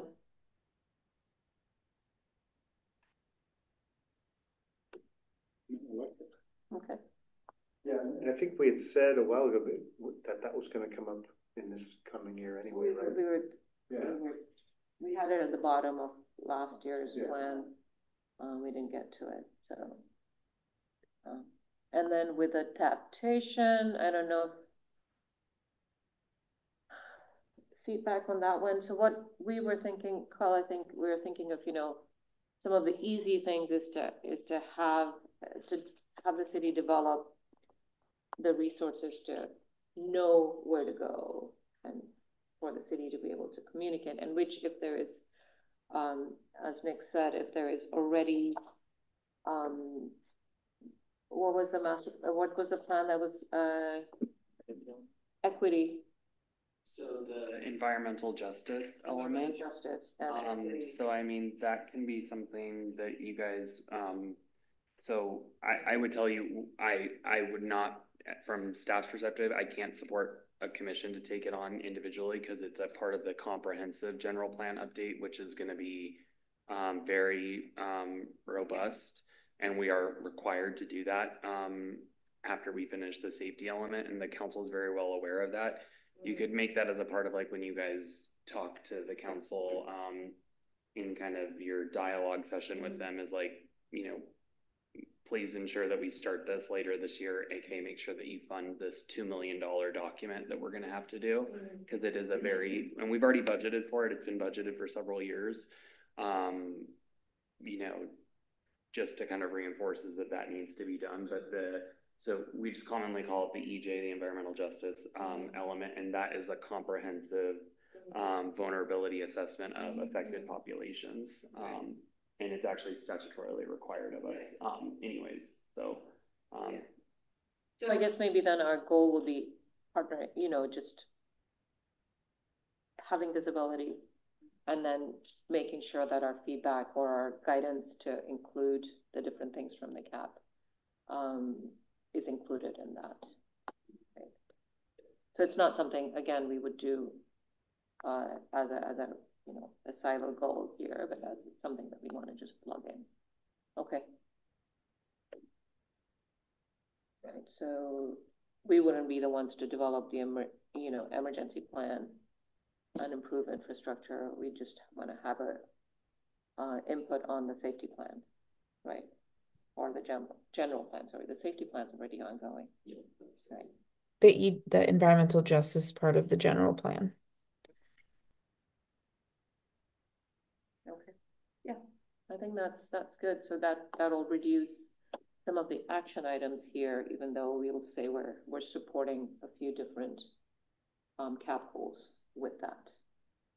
Okay.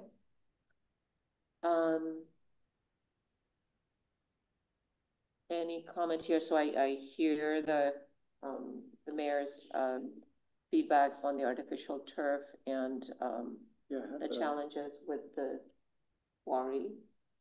With the artificial turf, I mean, I had the same sentiment as the mayor. Was aware of the Santa Clara County thing. Can we, instead of saying ban artificial turf, make that about promoting and incentivizing xeriscaping? To make it more about encouraging people to have sustainable landscapes in their gardens. Did you ever look at this before or think about this? So some of that is probably part of the urban forest master plan, and I don't know if there is something in here for. I think actually one of the reasons why that kind of hasn't gotten taken up is, so again, there's certain components that the cap touches on. Some of them are super specific. However, I would argue, and I would have with the consultant, is like saying to do purple pipe in the city is not feasible, and it's not going to happen unless there's kind of like a state massive project essentially that kind of comes down from that. I mean, it would cost like $10 million a mile to do it, and we're several miles away from the first connection point. And I do know that I think it was actually even prior to Tanya starting 2 years ago. I remember that summer they were talking about, oh, well, like let's explore purple pipe. And I mean, it was, I mean, a non-starter when Mountain View said it was $10 million a mile.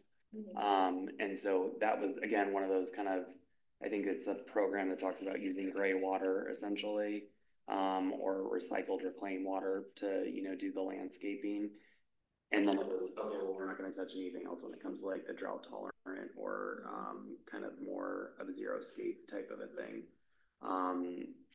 What I would say is just from the planning kind of side of things, when it comes to the city planning component, we don't have very robust landscape specific requirements that go beyond the locals, which was signed by Jerry Brown. So, I mean, they're quite dated now at this point.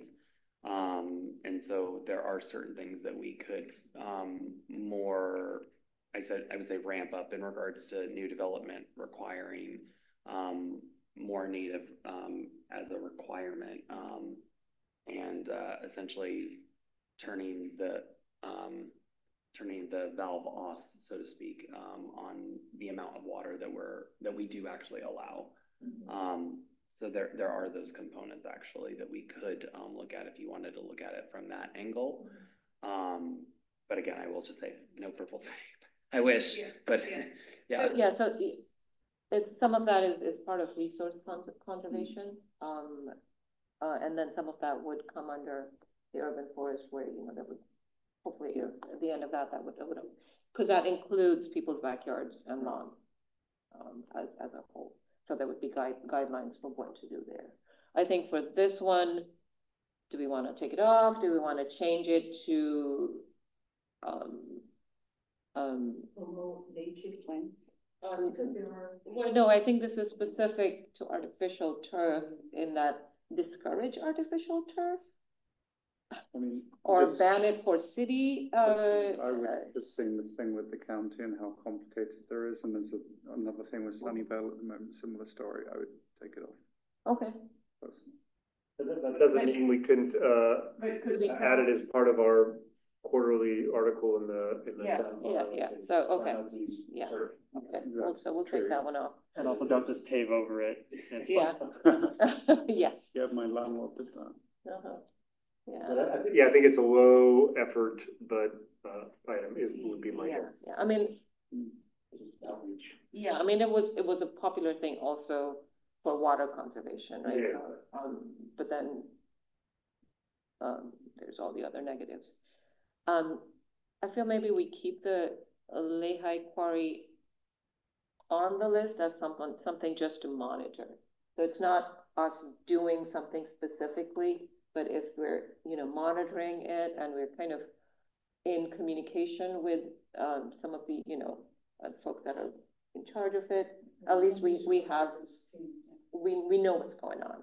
So, and I think Xiaopeng had done a great job of being on top of it and just letting us know periodically what's happening, and if we need to write a letter or we need to do something else, and that might come up. It's not an action, it's just a maybe we can take off the second part. Okay. Are we good with the first two? On there, the 31C and 33A?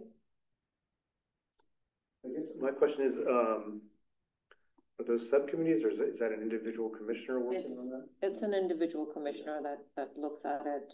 Yeah. And these are, again, not exhaustive. If there's something else someone wants to do, we can have a method for bringing that up.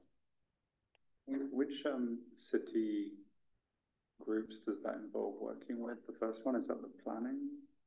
That would be building. Building. Okay. I think, right? Which one are you pointing to? The first one, the develop proposal to require deconstruction instead of demolition for new construction and major remodels. It would be building, but also we would have to consult with Mission Trails. So they hold our franchise agreement in the city, and so they actually would have to opine on it as well. For deconstruction, typically there's almost no waste. The deconstruction company takes away all the things.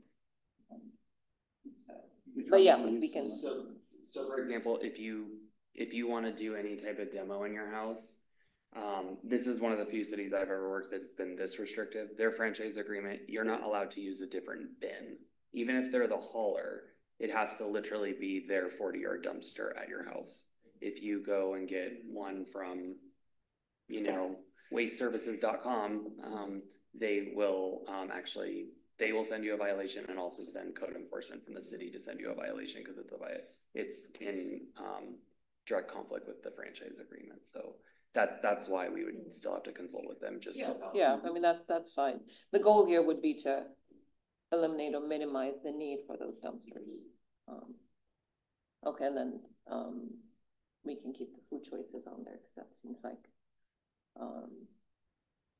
if there's someone who wants to take that on. Okay. All right, we're running out of time. Let's move through next. I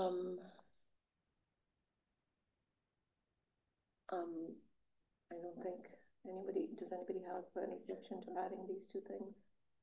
Or proposing to add these two things to the cap?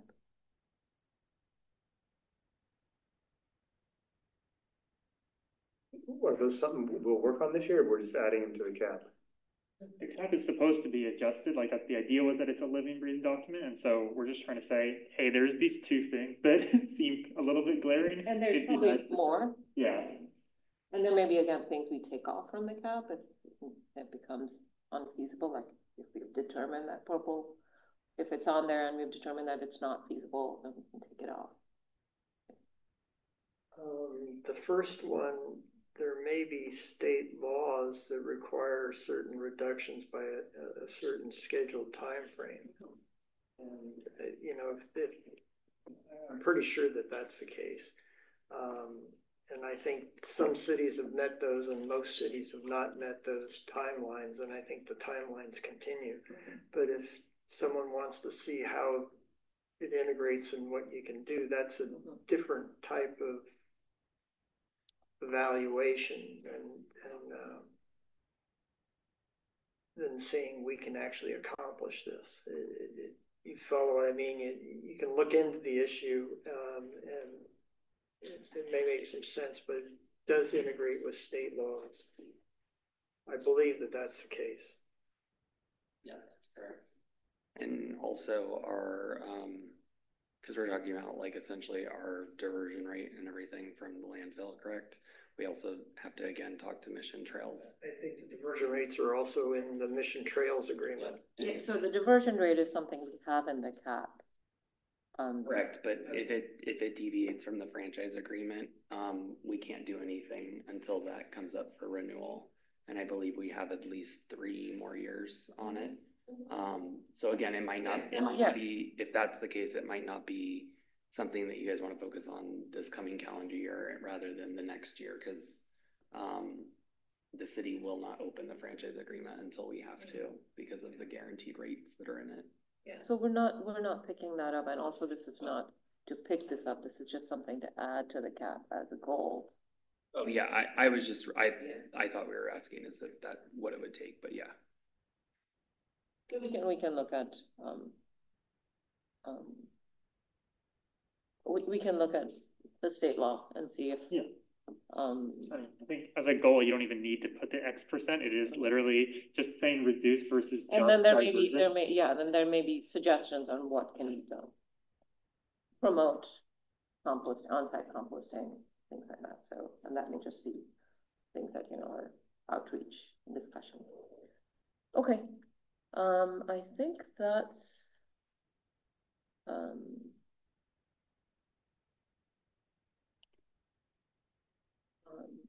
oh, we have more of this.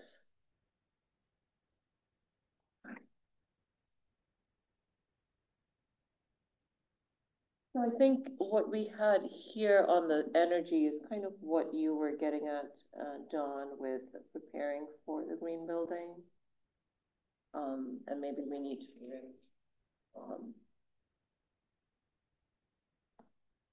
or maybe we need to,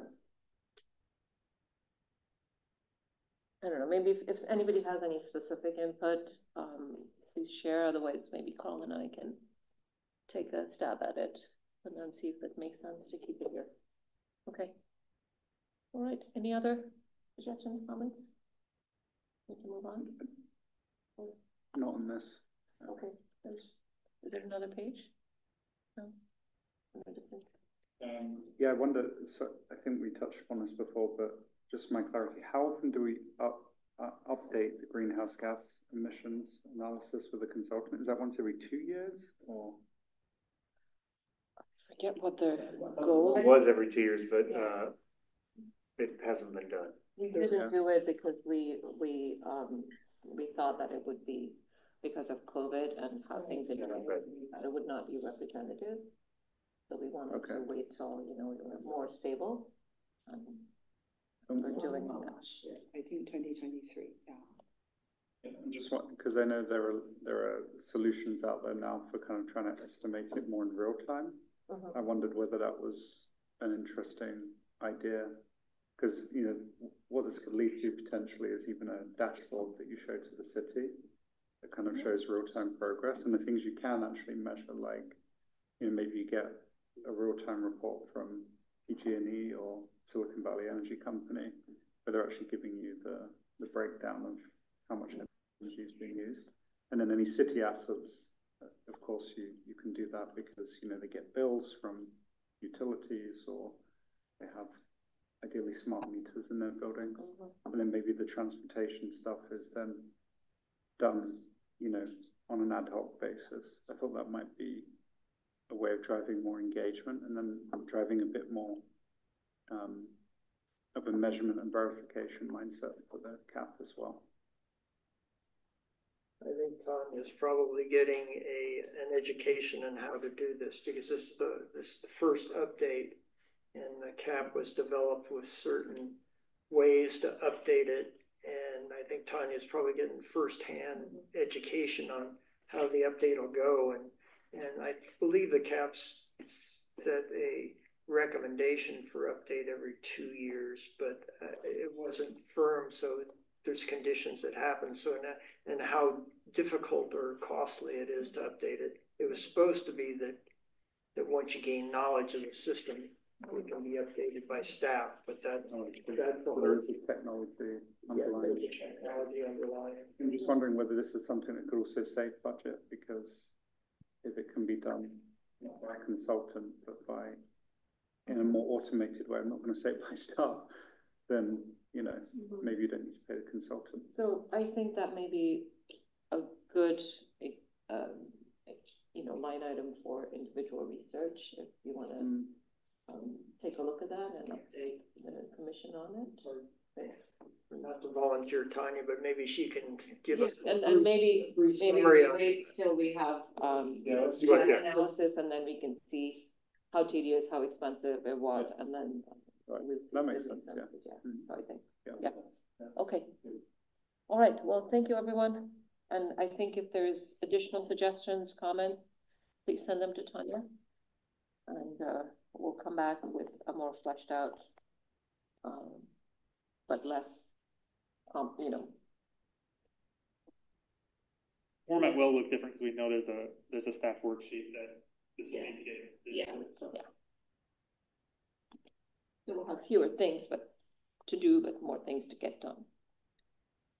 And then don't forget too, is you guys can also have the kind of like the individual contributor component where if someone really thinks like, hey, I can do, you know, a few days this month and a few days next month, and then on the third month I'll come back to the, you know, the group, and you guys kind of, you know, show and tell whatever you guys kind of found. I mean, some of that is, I think that's where I think in the last year and a half, I don't think we did maybe that enough to where then it set us up for like this conversation, where it's like, yeah, okay, thanks, thumbs up, but we're not going to touch it until we get to, you know, next year. Now we're going to do the subcommittee situation. I think that's probably the best way to orient ourselves moving forward.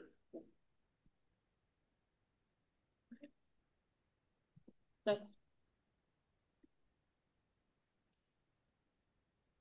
I think that's it for the discussion items.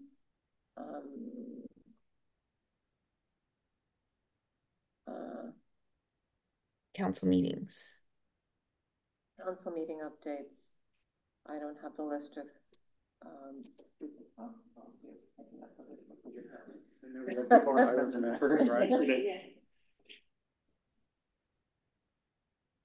TBD, that's me.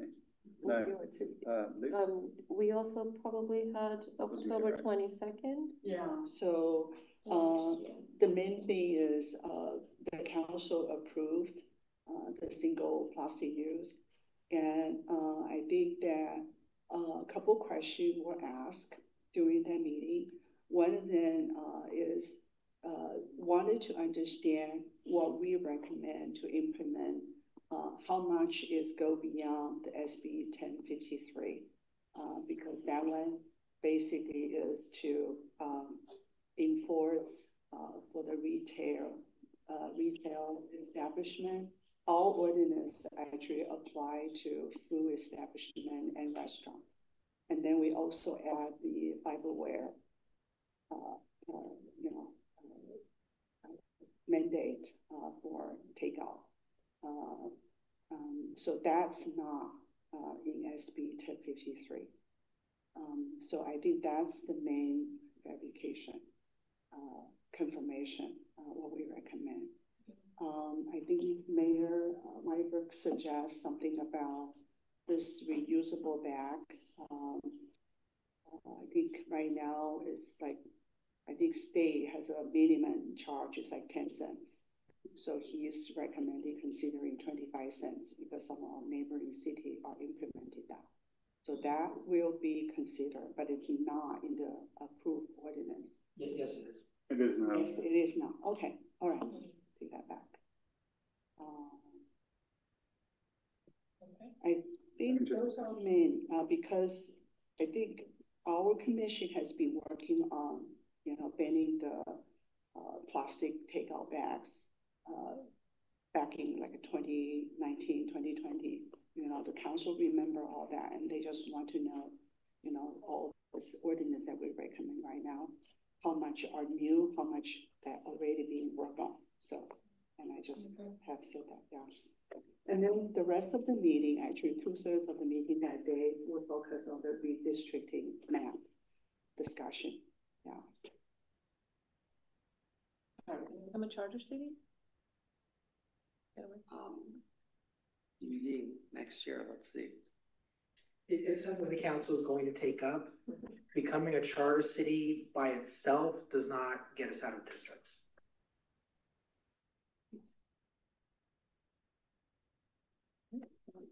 Yeah, and then we had similar topics in the council meeting yesterday, the single use plastics ordinance.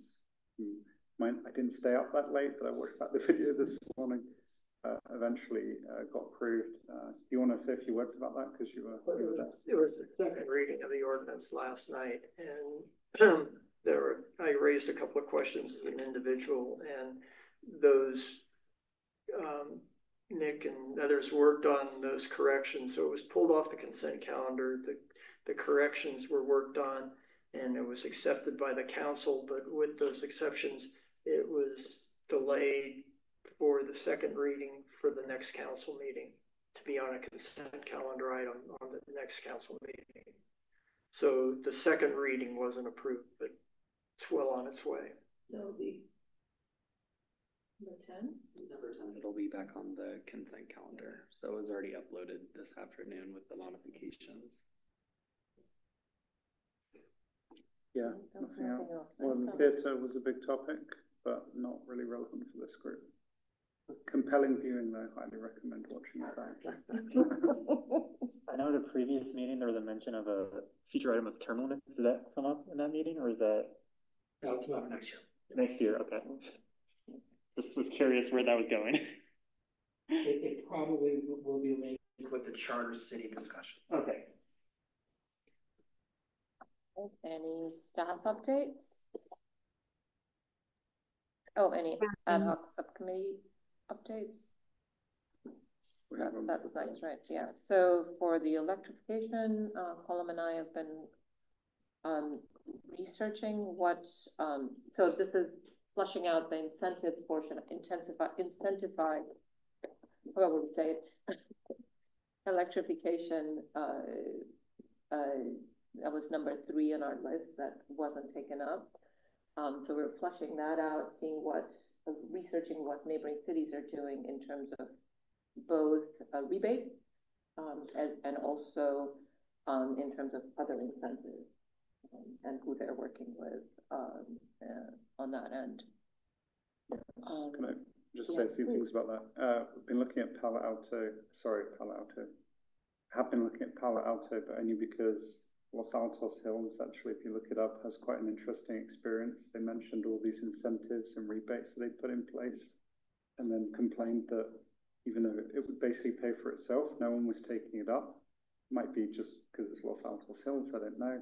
But then they said that Palo Alto's approach was very successful when they implemented it, and the reason for that was it was kind of a full service option with the backing of Silicon Valley Energy Company. And yeah, so that's kind of the focus of the research now. I have a call probably next week with folks in Los Altos Hills about that. And I'm still trying to get Palo Alto to learn more. You'll find that Palo Alto is unique. It has its own utility system, so it's not part of Silicon Valley Clean Energy. So okay. they do things a little differently. Is there any update, Tanya, on the partner RFP for the partner? Not right now, no. I'm still putting together the scope of work, but I've been on leave, so yeah, that's kind of taken a pause. Hopefully by January or in the next or in December we'll be able to put that out. Okay, awesome. Let us know if you need help on drafting that. And then we also had a meeting with Stephanie from planning and try to kind of brainstorm some ways of in planning and building, incentivize it with, and so we have we'll meet with building and then kind of put together a proposal list that we might recommend doing. So that's our update. Dark skies for safety, any update? Minor update. So it turns out it needs to go in front of planning Yeah, commission? so in order for us to be able to actually not have it not essentially get essentially ignored by a lot of the development we have, it does need to go into zoning, because if it was considered in our building code, I mean, there is design characteristics with some of this stuff, so they would not have to apply it, because it's kind of like the opposite of what Berkeley did with the energy stuff, is they try to put it in zoning to kind of get around going through building, and that it would be the inverse here. So it needs to be so that we can apply it, so that it's universally applicable to housing developments, which is obviously what we see the most of in town. So do they need to approve it, vote on it and approve it?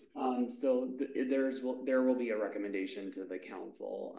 This is kind of a little bit abnormal from what they usually see. It's usually directly to them, that they're the only reviewing body, so they really shouldn't get too far into it. Okay.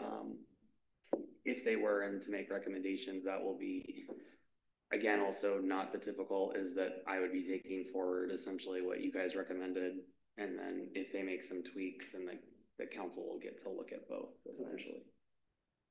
And then the only other, so that slowed it down maybe a little bit, but I think the goal is still to get it to council in January. Yeah, it's set to go to the next, not tomorrow, but next Thursday, to that meeting. So there's no time loss, since the council wouldn't be able to hear this until January.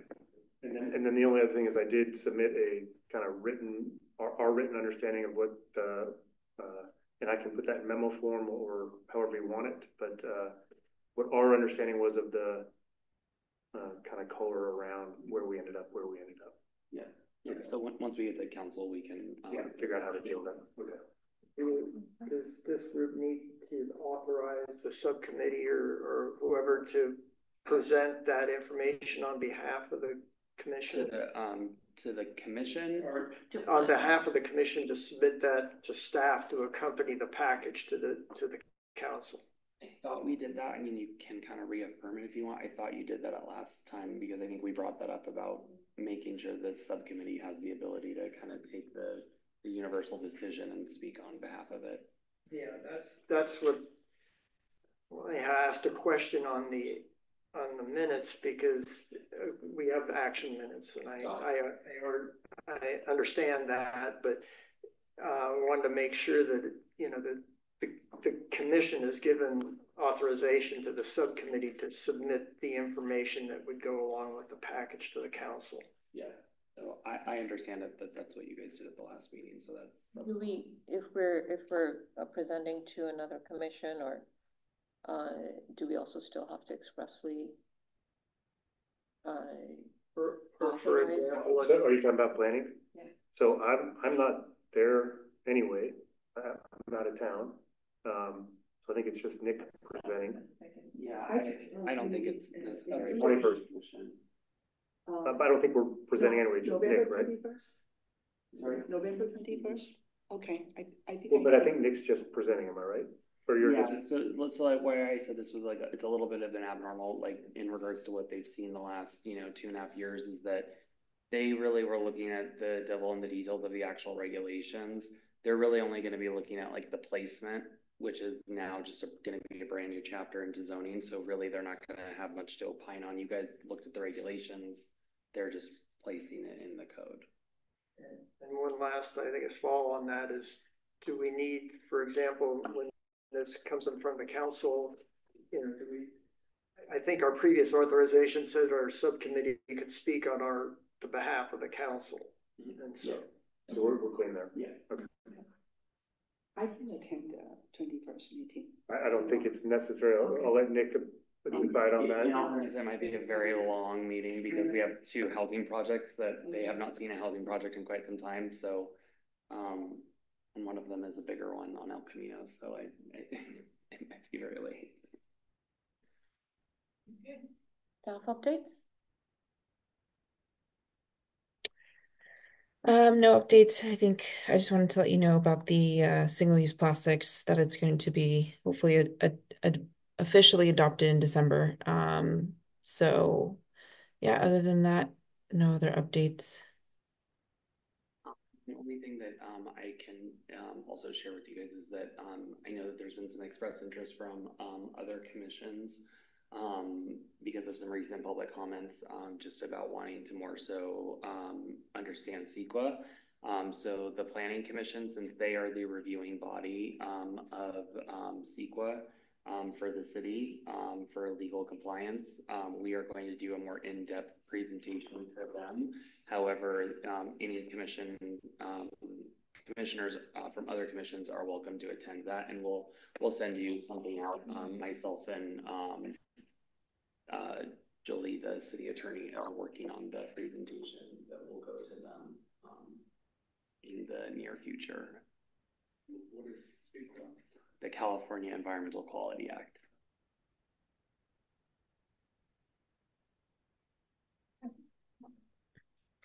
All right, any potential future agenda items?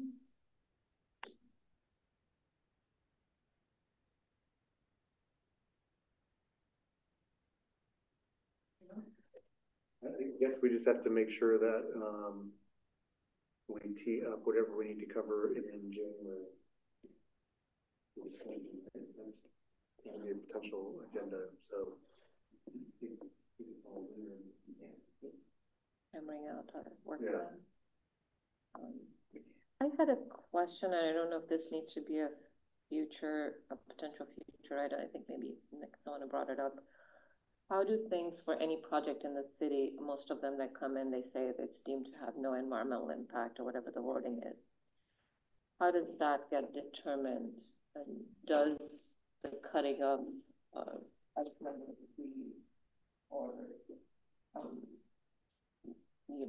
converting some permeable green surface built up, surface, does that a factor, or how do we determine that a project doesn't have environmental impact? So the hard and fast answer is that we have to do essentially, we have to run through like the initial study kind of requirements, which is a CEQA checklist, and you say yes, no, not applicable, so on and so forth. At certain levels, then it kind of takes you through the kind of almost Venn diagram of everything. That being said, local jurisdictions also have locally adopted essentially further implementing what the actual statutory exemptions are, or the categorical ones, if there needs to be some further explanation on that. So when it just says no environmental impact, then that usually means that it's qualified for one of the prescriptive categorical exemptions or statutory exemptions that are contained within it.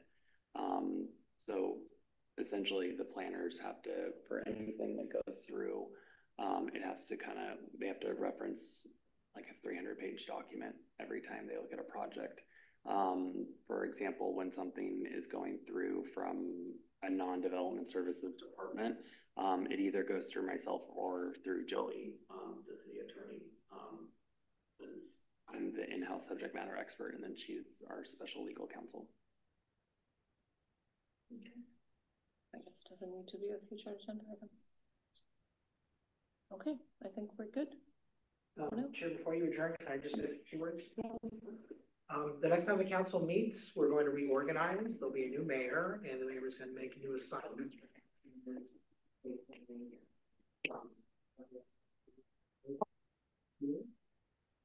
I just want to thank you all for the meetings that you have done, for your dedication to the city, and for allowing me to be here. You are a very smart and well-run commission. I think that you've accomplished a lot of good things this year, and it has been a pleasure serving as your liaison. Thank you. Thank you. Yeah, we really appreciate the guidance and you being here to answer questions. So we really appreciate it. Meeting is adjourned. All right. Hey, Tanya. Bye, everyone. Thanks so much.